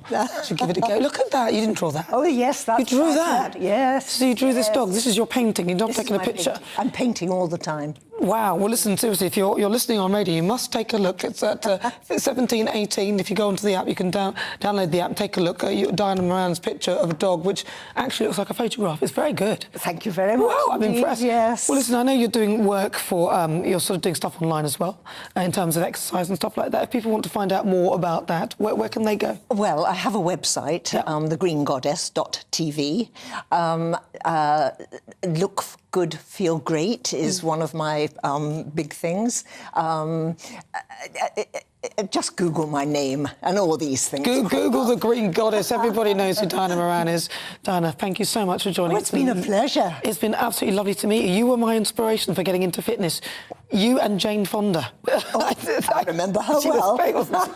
Thank you. Thank you so much. That is, of course, Diana Moran. She's a fitness guru, the Green Goddess. Well, if you just joined me, welcome on board. It's coming up to 20 minutes after 5 o'clock. This is GBNews. We're live on TV, online and on digital radio. On the way, the Great British Debate this hour. I'm asking, should the UK pay climate reparations? Officials have struck a historic deal at COP27 whereby wealthier countries will contribute to a loss and damage fund to help more vulnerable ones combat climate change. But is this actually fair? Should the UK really be doing this? And also, especially during a cost of living crisis? That is on the way. Join me after the break. Thank you very much. It's been a pleasure. Oh, it's such a pleasure. I'm Mark White. As GB News Home and Security Editor, I cover those key issues that are so important to you. Our authorities, our communities doing all they can to combat violent crime. With the public services under unbearable strain, why are we still failing to control our borders? Defence, the first priority of any government, has been continually hollowed out. Can we trust our politicians to protect the armed forces? Join me, Mark White, on GB News. We are GB News, right across the nation. You can get us on television, on radio, on digital. We're absolutely everywhere. Amazing. You see, amazing. You remind me of me in the European Parliament. But here's the most important bit. We are not part of the mainstream establishment. We think and speak just like you do. We are the People's Channel. Magnificent. That's really, really thoughtful. Come and join us on GB News, the People's News Channel.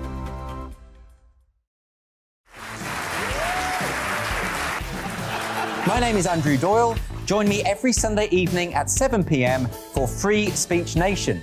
This is a show where we address current affairs and news stories of the week with the help of two wonderful comedian panellists. I brought in comics because I want to give it a lighter edge, and also they work for less. See you there.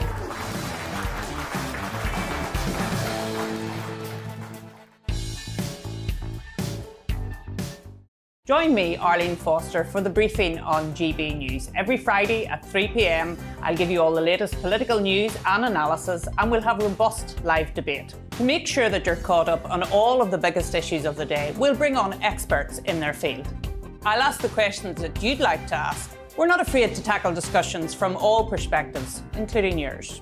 Don't forget, the briefing with me, Arlene Foster, every Friday at 3 p.m. on GB News.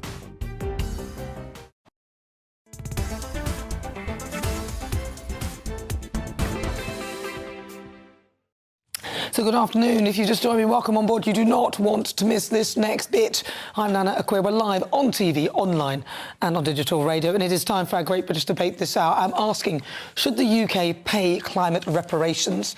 Now, today, the UN Climate Summit in Egypt concluded with what's being described as a historic victory for poor countries. This is because they are set to receive climate reparations through a compensation fund paid for by their wealthier counterparts. Intense negotiations were carried out overnight, and an agreement was finally reached over the Loss and Damage Fund, which is set to address climate change-induced disasters such as storms and floods. Now, despite the historical agreement for the compensation fund, Conservative MP and President of COP26, Alex Sharma, said the aim to limit global heating to 1.5 degrees Celsius is on life support. This comes as little progress has been made on the agreement to cut greenhouse gases. But for a country that emits less than 1% of carbon emissions and has legislated to reach net zero by 2050, do we really need to pay climate reparations? So in the Great British Debate this hour, I'm asking, should the UK pay climate reparations? I'm joined now by physicist, engineer Byron Catt and Policy Director at the Grantham Research Institute on Climate Change and Environment at the London School of Economics, Bob Ward. Bob, thank you both for joining me live in the studio. Right, so first of all, I'm going to start with you, Brian. OK, so why are they having this compensation fund? Well, I don't know. OK, let me go for the bot. Why are we having the compensation fund? The poor countries in the world are arguing that the impacts of climate change that they're already experiencing is causing them a huge burden, is setting back economic development.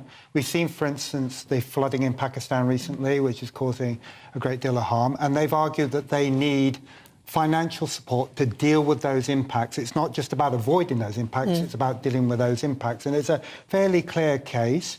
And there are two arguments broadly why we should be helping them with those costs.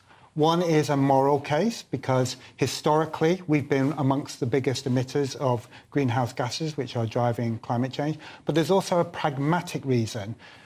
If these people start experiencing much bigger impacts, they will start to move. And we know that if they start moving, you get population displacement and migration. It can cause tensions, political instability. It makes the world a much less safe place.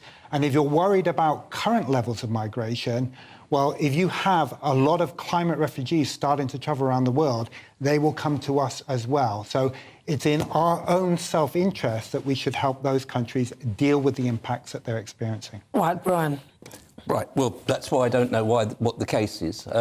Because, quite simply, the IPCC itself say that there is no change, no measurable difference in extreme weather events, droughts, etc., and you can read that in AR5 and AR6. That's not true. Well, I think it is true. Let him talk and then we'll come, yeah. That's what they say. The other thing, there's an awful lot of exaggeration here. It's sort of the BBC narrative. Pakistan, terrible floods, 30% flooded. Not true.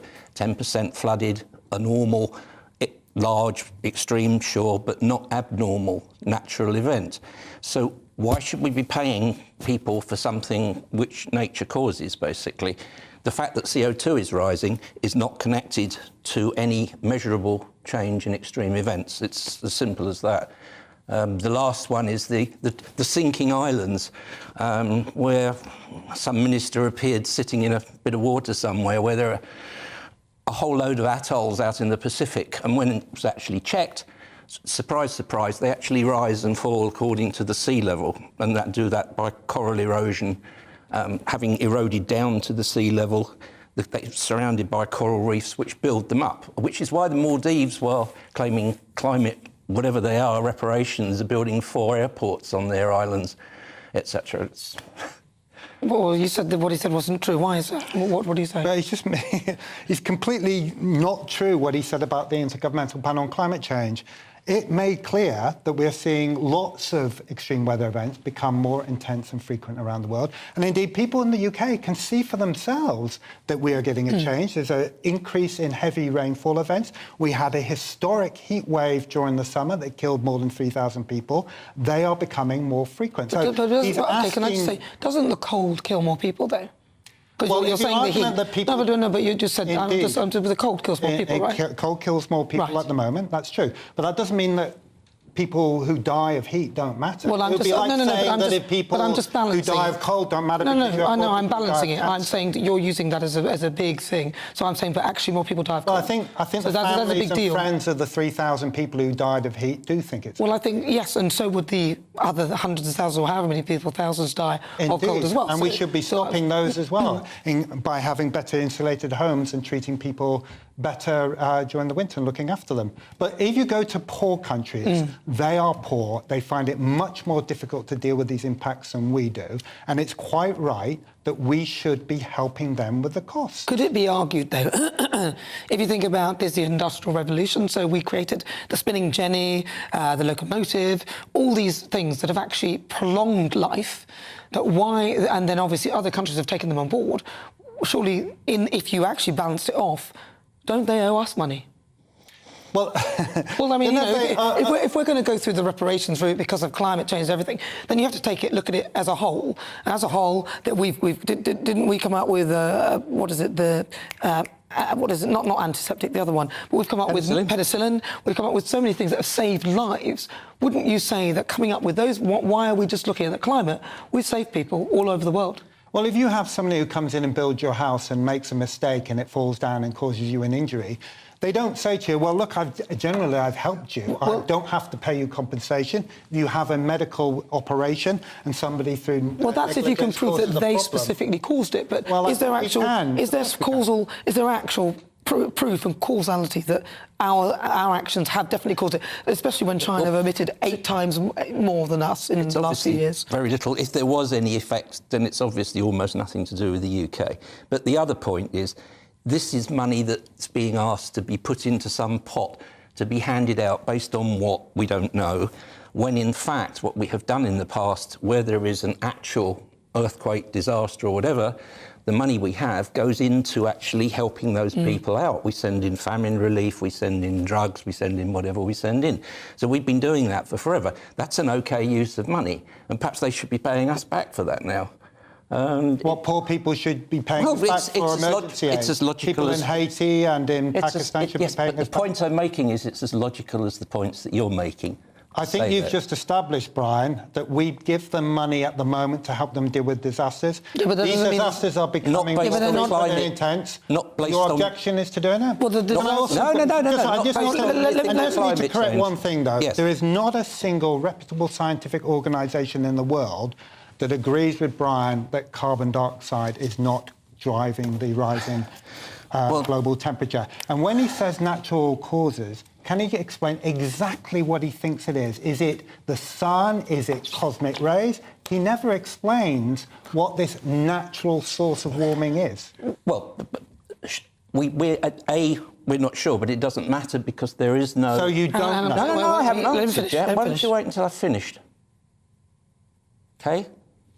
Now, there are 1,400 very expert people, scientists who belong to the Clintel organisation, some of them very eminent climatologists, who do very clearly say that it's not a big problem. If there is a cause, a small amount of change from CO2, it's not significant.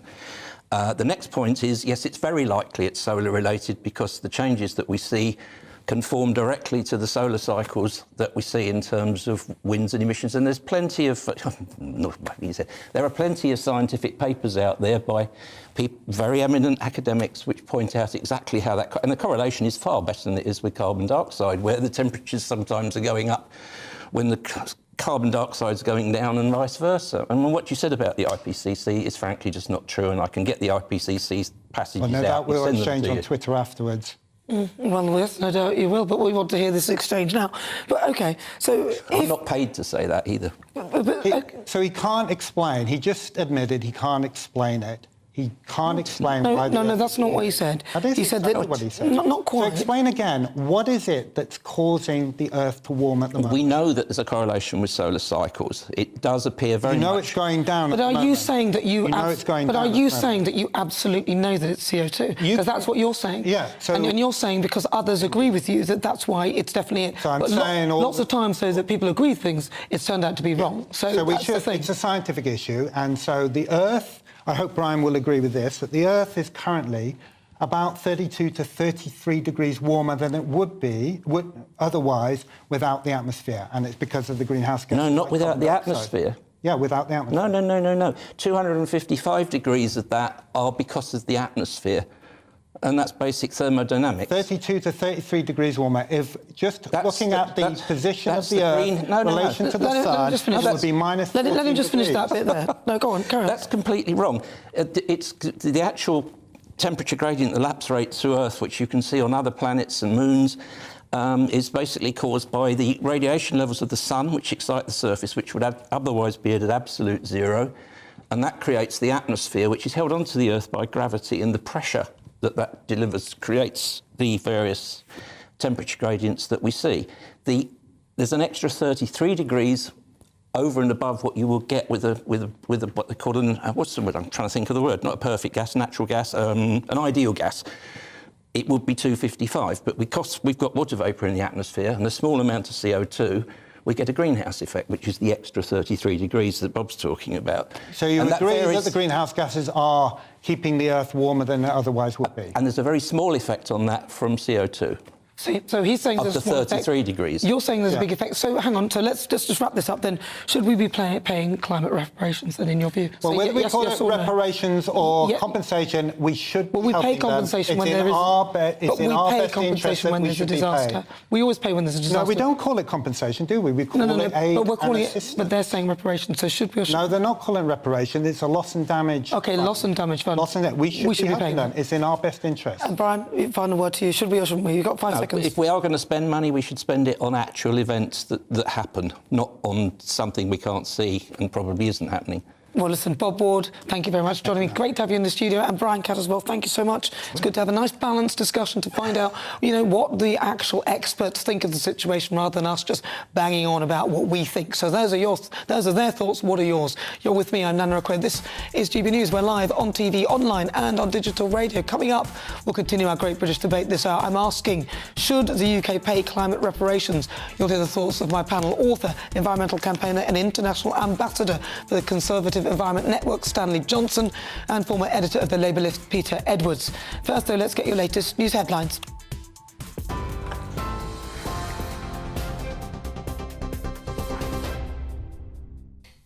afternoon, it's 5:35. Your top stories from the GB newsroom. The FIFA World Cup is underway in Qatar with the host nation playing Ecuador in the opening game. It's still 2-0 to Ecuador. It follows a colourful opening ceremony at the Al Bayt Stadium to kick things off. It's the first time the tournament's been held in a Muslim country in the Middle East, and it's been overshadowed by a number of controversies. FIFA's hoping action on the pitch will turn the spotlight back on the football. In the US, 5 people have been killed and 18 injured in a shooting at a gay nightclub in Colorado Springs. Police have named the suspect as 22-year-old Anderson Lee Aldridge. He's currently in custody and receiving treatment for his injuries. The motive for the attack isn't yet known. Police in Nottingham have launched a murder investigation after 2 children were killed in a fire at a flat. A woman's in critical condition in hospital. In a statement, Detective Chief Inspector Greg McGill said these are tragic and very sad circumstances. We have established the fire was started deliberately. Police are appealing for witnesses in the Fair Isle Close area of Clifton. Rishi Sunak says more must be done to tackle climate change after a funding agreement was reached at COP27 this morning. The so-called Loss and Damage Pooled Fund for countries most affected by climate change has been hailed as an historic moment. However, a decision on exactly which countries should pay has been left until COP28. Mr. Sunak welcomed the measures but says there can be no time for complacency. United Nations Chief Antonio Guterres says the deal isn't good enough. TV, online and DAB+ radio, this is GB News. It's back to Nana Akua in just a moment. Don't go anywhere.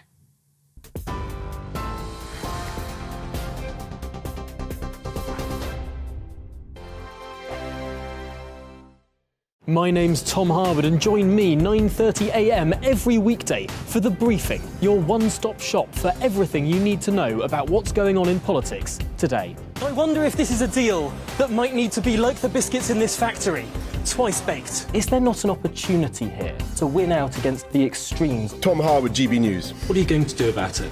Things should have been done differently, and they certainly are being done differently. Don't miss it. The Briefing with me, Tom Harwood, 9:30 Monday to Friday on GB News.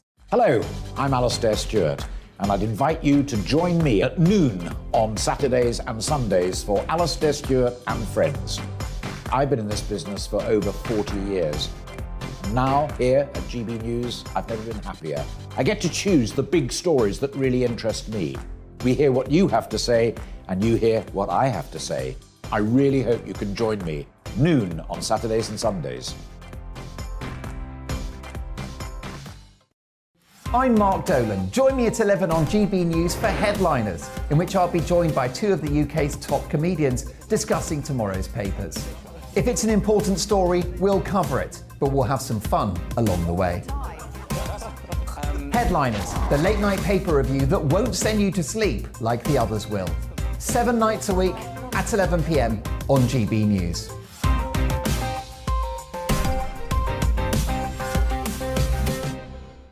We are GB News, and we'd like to say thank you to each and every one of you for bringing us your conversations, for helping our great nation find its voice. We are here for you on radio, television, and online, across England, Scotland, Wales, and Northern Ireland. It's not the BBC, you actually get your facts right. We are proud to be GB News, the People's Channel, Britain's news channel.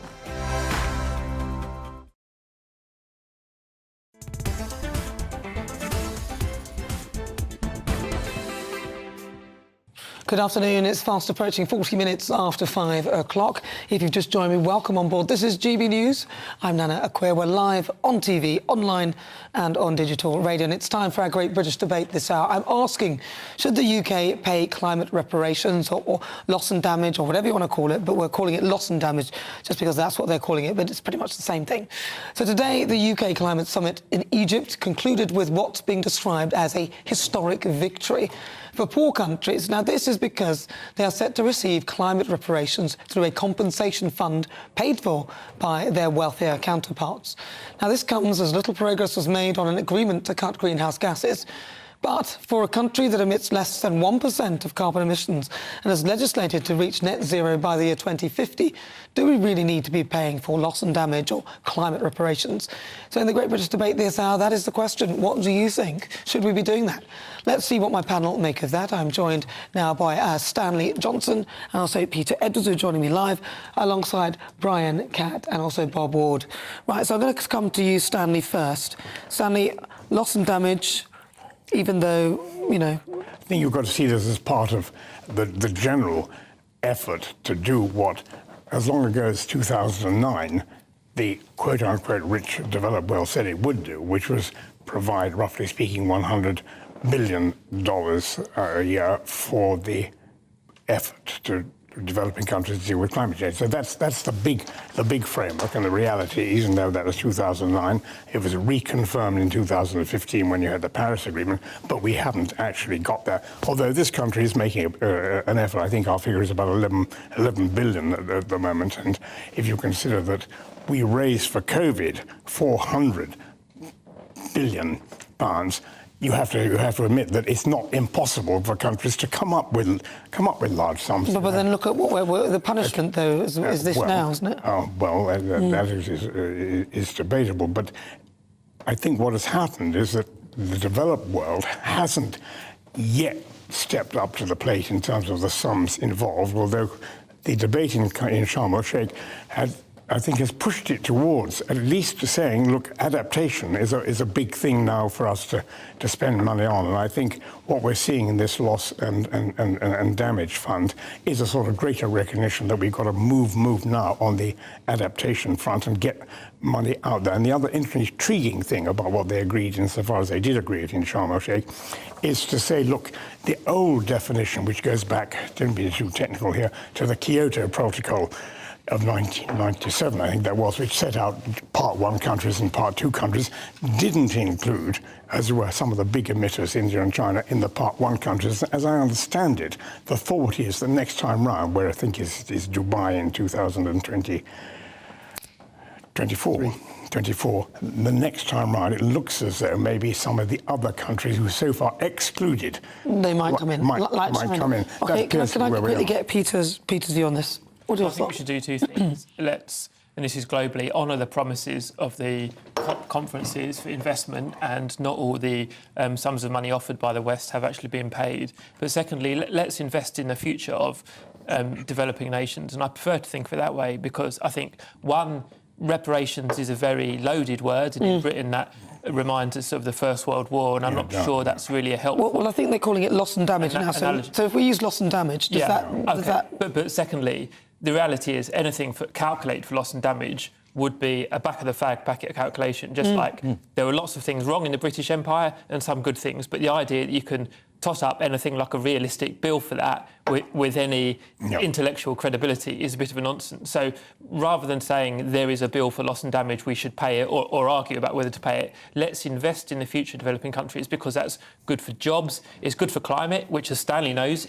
is a global problem anyway. But I also think it's just a good in and of itself to invest in developing nations. Bob, what do you think? Literally, the calculation's almost done in a fag packet, and especially the modelling as well. Some of that modelling, remember how the modelling went with COVID, it might not even be that accurate. So should we really be looking at loss and damage, and how are we going to calculate this anyway? Yeah, I think, as was being pointed out there, calculating a reparation is going to be very difficult conversation. But there are real costs associated with the damage that the countries are experiencing, and it's those costs we need to help, because it sets back economic development. It keeps poor people poor. That's not in our interest, because it makes the world a less safe place. We want people to be safe in their own countries, to have lives and livelihoods that are protected. And if we need to make a small investment in order to do it, then we should. Brian? It depends what you're doing it in the name of. If you're doing it in the name of climate change, when we know there's no discernible difference in extreme events, droughts, typhoons, hurricanes, floods, whatever they are, then that's wrong. If you're doing it in the name of actually relieving future effects of such events, then that's okay. So what do you mean?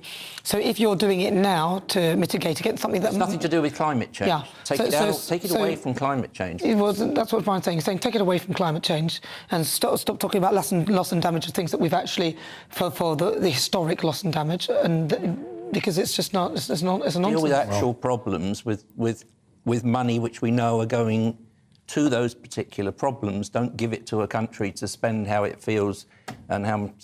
Because we've done something wrong in the past, but yet we've done lots of good things as well. We've spent lots of money and the adaptation hasn't happened, it's gone somewhere else. There are two problems with Brian's argument. First of all, he denies that the climate is changing. And No, he doesn't. No, he hasn't denied. No, he hasn't said the climate is changing. No, Bob. Has global temperature increased by about a degree? Has it? Since the 19th century? Can I just stop? He has said that the climate is changing. What he's saying is CO2 isn't the reason. That's what he's saying. Yeah, but he just made the argument there's been no change in extreme weather. That's correct. That's exactly. So he thinks that the atmosphere is warming, but it's making no impact on weather-related phenomena like rainfall. Well, it's basic physics that if you raise the temperature of the atmosphere, that it holds more moisture. You get heavier rainfall. That's what we're saying. So Brian's going to have to explain why atmospheric physics is You're not wrong. a physicist, are you? I can tell you. Are you a climate scientist? I'm a physicist, and I'm an I think engineer. you have an MBA and I've looked at as the well. numbers. Yeah. The Met Office, the Royal Society, the Intergovernmental Let him respond. Let him respond, and then we'll come to Stanley. None of them agree with you, Brian. Just go and get the weather reports, well, the actual climate records that go back as far as they go back, and look to see what's happened to rainfall, look to see what's happened to ice in the Arctic and the Antarctic, and you will find you are wrong. OK, Stanley. In the Middle Ages, theologians argued about how many angels could stand on the point of a needle. That was the big intellectual issue. And of course, this intellectual issue can continue as to what the precise causes are. I tend to agree with Bob. I followed the IPC since the very first meeting in November 1986, which I represented the EU Commission at. That said, I think a rose by any other name would smell as sweet. And if you look at the programs for adaptation which are going on and which will be financed out of this fund, probably, whether you say it's climate related or whether it's some other cause for these extreme weather events, the net effect is going to be a good one for us to be involved in. And so the real issue now is, are we up to the mark? And how about, can we get China to join in? Well, yes, and that, of course, does also mean that this 0.5, where we are, I think, at the moment, in terms of our percentage aid as a percentage of GDP, we have made this promise to put it back up to 0.7. I have a feeling that the Chancellor was a little bit vague in his statement there as to whether we were going to reach that point. And I would say that whether or not we argue about where the money or why the money is going, we're not going to be finding ourselves arguing about where it is going. Well, listen, I've got to say thank you so much to my panellists who will be staying with me, but thank you again to Brian Catt and also Bob Ward for joining me as well. And if you just join me, Stanley Johnson and also Peter Edwards are here. Now, as ever, this show is nothing without you and your views. Let's welcome some of our great British voices. This is your opportunity to tell us what you think about the topics we're discussing today. I've got 4 great British voices. Let's start with Seshni Moodlia from Milton Keynes. Seshni, OK, let's go to you then. So loss and damage, payments for that. So kind of reparation-y, but it's loss and damage. Should we be doing this? Yes, definitely, Nana. UK should pay for reparation. It will be an investment for the developing countries to cope better with financial disasters. As we saw in Pakistan, 1,500 deaths in the summer floods with 34 billion damage. This is only one example in which this financial aid could help. As Rishi Sunak has said, it's for the morally good, and it's vital for Britain, for security and for its prosperity. And I agree 100% with everything that Bob has said, as well as Stanley and Peter. Okay, thank you very much. Thank you very much, Seshni. Let's go to Alan McNeely. He's there in Grimsby. Loss and damage payments. Good thing? Afternoon, Nana. No. I've listened to Bob and I've listened to Stanley, and I think that their argument is false. The idea that we are somehow responsible for all of this is just complete and utter nonsense. There's nothing. We already give development aid where it's necessary. We always help when there's a disaster of any magnitude at all. So that money is already in the pipeline and already there. To commit to more money on the basis that this is a climate change event, I think is just absolute rubbish. Well, listen, thank you very much for that, Alan. Next, where should we go? Should we have a chat with Mike Donovan? He's there in Oxfordshire. Mike, loss and damage, reparations. Good to be on. I'm kind of amazed. I think I live in a different country to everyone else here. I mean, to have debate from scientists from both sides of the fence is absolutely fundamental to establish it. The climate change agenda has got a big, huge funding lobby. It's a global slush fund. And I live in a country where people are suffering. I mean, we don't have energy. There's a whole lot of things going on, and we're talking about these global sums. And I have to say, there should be, the Milankovitch cycles, the whole climate change debate is one-sided. And until you have two-sided debate, you don't have science, actually. We have people shouting louder than the other, as we've witnessed tonight. There are different sides to an argument. Both need credibility and both need to be put together. We should have a big conference of 400 scientists who sit down and talk about the issues. No, I'm going to close it. No, we've got our own problems to deal with in this country. Slush money, slush funds, we talk in these billions, never reach as the real economy in the UK. The real economy. That's the 16.3 SMEs who employ the people in this country who do the work. Well, listen, Mike Donovan, thank you very much. I'm with you on that. Olivia Parry. Yes, I think we in Britain are a compassionate nation. We care about those who are less well off than us. But the problem is, can we be assured that the money is going to the right place? Unfortunately, countries like Pakistan have quite a lot of corruption. So, and they also have a nuclear program, and they spend money on going to space. Why can't they look after their own people before putting their hand out to nations like the UK? Now, I'm not saying that for specific events we shouldn't help, and we already do, but I just think that we should be really, really careful before we commit to making billions of pounds. And also, I think this moral argument telling us we should do it, it puts people's backs up. If we want to help, yes, we can help. But to be kind of made into a pariah, it's not the right way about it. We need to have a proper debate from all sides. Thank you very much. Agreed. Olivia in Surrey, thank you so much. Alan in Grimsby, Mike in Oxfordshire, and Seshni in Milton Keynes. Thank you so much for your thoughts. Brilliant, great British voices. Thank you so much. Right now, it is time for Supplement Sunday, where me and my panel discuss stories that have caught our eye. Let's start with Stanley.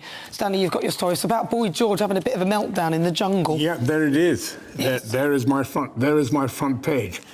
Well, having been in the jungle myself, you did, a couple of years ago, I've actually been following this with great interest. I'm actually a bit of a supporter of Matt Hancock on this particular one, but Boy George has been a joy to look at. But it does seem as though yesterday he had a bit of a eruption because he wanted a lift back home in the buggy. I don't recall anybody ever offering me a lift in the buggy. I don't recall any buggies at all. I can tell you lots of bugs, but very few buggies. Anyway, I'm sure it was good fun. I didn't see it on the box, which leads me to suppose that somehow the Sun had got some other information, maybe from one of the staff, because there are staff out there, you'll never see them. Anyway, a very good story, and who knows what's going to happen? Who knows where the Boy George is going to stay? And Charlene got kicked out. Yeah, she was too bossy there. She's too bossy. But we don't know who the next one is going to be. She said it was to do with because she had to be impartial and she kept all quiet. She was boring. She said she couldn't sleep with Matt Hancock and keep her. I didn't mean sleep in the same. Yeah, I know. You mean Peter, you've got a story for me. What have you got? What's your story? So we all remember the 1990s Britpop, Cool Britannia and everything else. Yes. It might be a bit too small for your cameras, but I love this story in the Sunday Times about Blur, Oasis, Pulp and Suede making comebacks of various kinds in the next few months. I came of age in the 1990s. these are also some of the best British bands, I think, of the second half of the 20th century. To hear that they're coming back is absolutely wonderful. I suspect there might be some short-lived flings, you know, they're not reforming full stop, they're doing a gig here and a gig there, but I think it's going to be great for music fans from 16 to 60. Yeah, wonderful, wonderful. Well, listen, I've got a little story for you as well. My supplement is Joe Lycett has shredded £10,000. He's issued an ultimatum to former England player David Beckham after it was reported that he'd signed a deal with Qatar worth 10 million quid.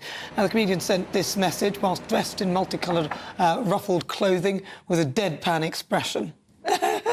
But does Joe Lycett burning 10 grand send a meaningful statement? What do you think? Is that meaningful to burn 10 grand? It's a bit of a waste of money. You don't think it was monopoly money? I mean, they were... Do you think it was real? Well, it might have been. Real world money? Do you think, as Peter, is that? In America, it's illegal to burn the coin at the realm. You shouldn't be allowed to. It's burning the... Well, it has an impact and it's got publicity, and I think his outfit, I presume, was a reference to the colours of Pride and LGBTQ+. But I think, obviously, at a time of poverty, we're going to have mixed feelings about burning money. I said he shouldn't be burning money. It's a disgrace. Well, listen, on today's show, I've been asking, should we adopt the Swiss model? And according to our Twitter poll, 23% of you say yes. The remainder say no. Thank you so much to my panel, Stanley Johnson and also Peter Edwards. And a huge thank you to you at home for your company. I'll see you next week on Saturday. Enjoy. To this evening's weather, and conditions will be blustery and showery for many, but there'll also be some dry and clear weather too. Here are the details. Starting off in the southwest, where there'll be a mixture of clear spells with some showers too, turning very wet and windy by the end of the night. Over in the southeast, most of the showers will have cleared away, meaning it'll be a dry and mostly clear end to the day. Mostly dry with clear skies across much of Wales, though a few coastal showers are still possible, turning wet and very windy in the south overnight. Let's go over to the Midlands now, and there may still be a little showery rain at first this evening, but this will quickly clear away northeastwards, leaving a mostly dry night before rain arrives by dawn. A rather cloudy evening across the northeast of England. Here we can expect further outbreaks of showery rain, but it'll turn dry and clear overnight, leading to some ice and fog on Monday morning. Dry and clear for much of eastern Scotland this evening. Further west, some showery rain is likely, and there'll also be some rain for Orkney and Shetland too. A mostly dry end to the day for Northern Ireland. Plenty of clear skies here too, meaning it'll be a chilly start to the night before rain arrives later. Later on, wet and very windy weather will sweep in from the west through the night, with some of the impact felt on Monday morning. That's how the weather is shaping up overnight into tomorrow morning. Join me every Sunday at 6 p.m. for Gloria Meets. In exclusive interviews, I'll be finding out who our politicians really are and what they really think. I think I've seen probably quite enough of Matt Hancock to last me a lifetime. I'll also be getting to know you better, travelling to find out what you think about the politicians who are fighting for your vote. They've got to get this country back on track. Join me every Sunday at 6 p.m.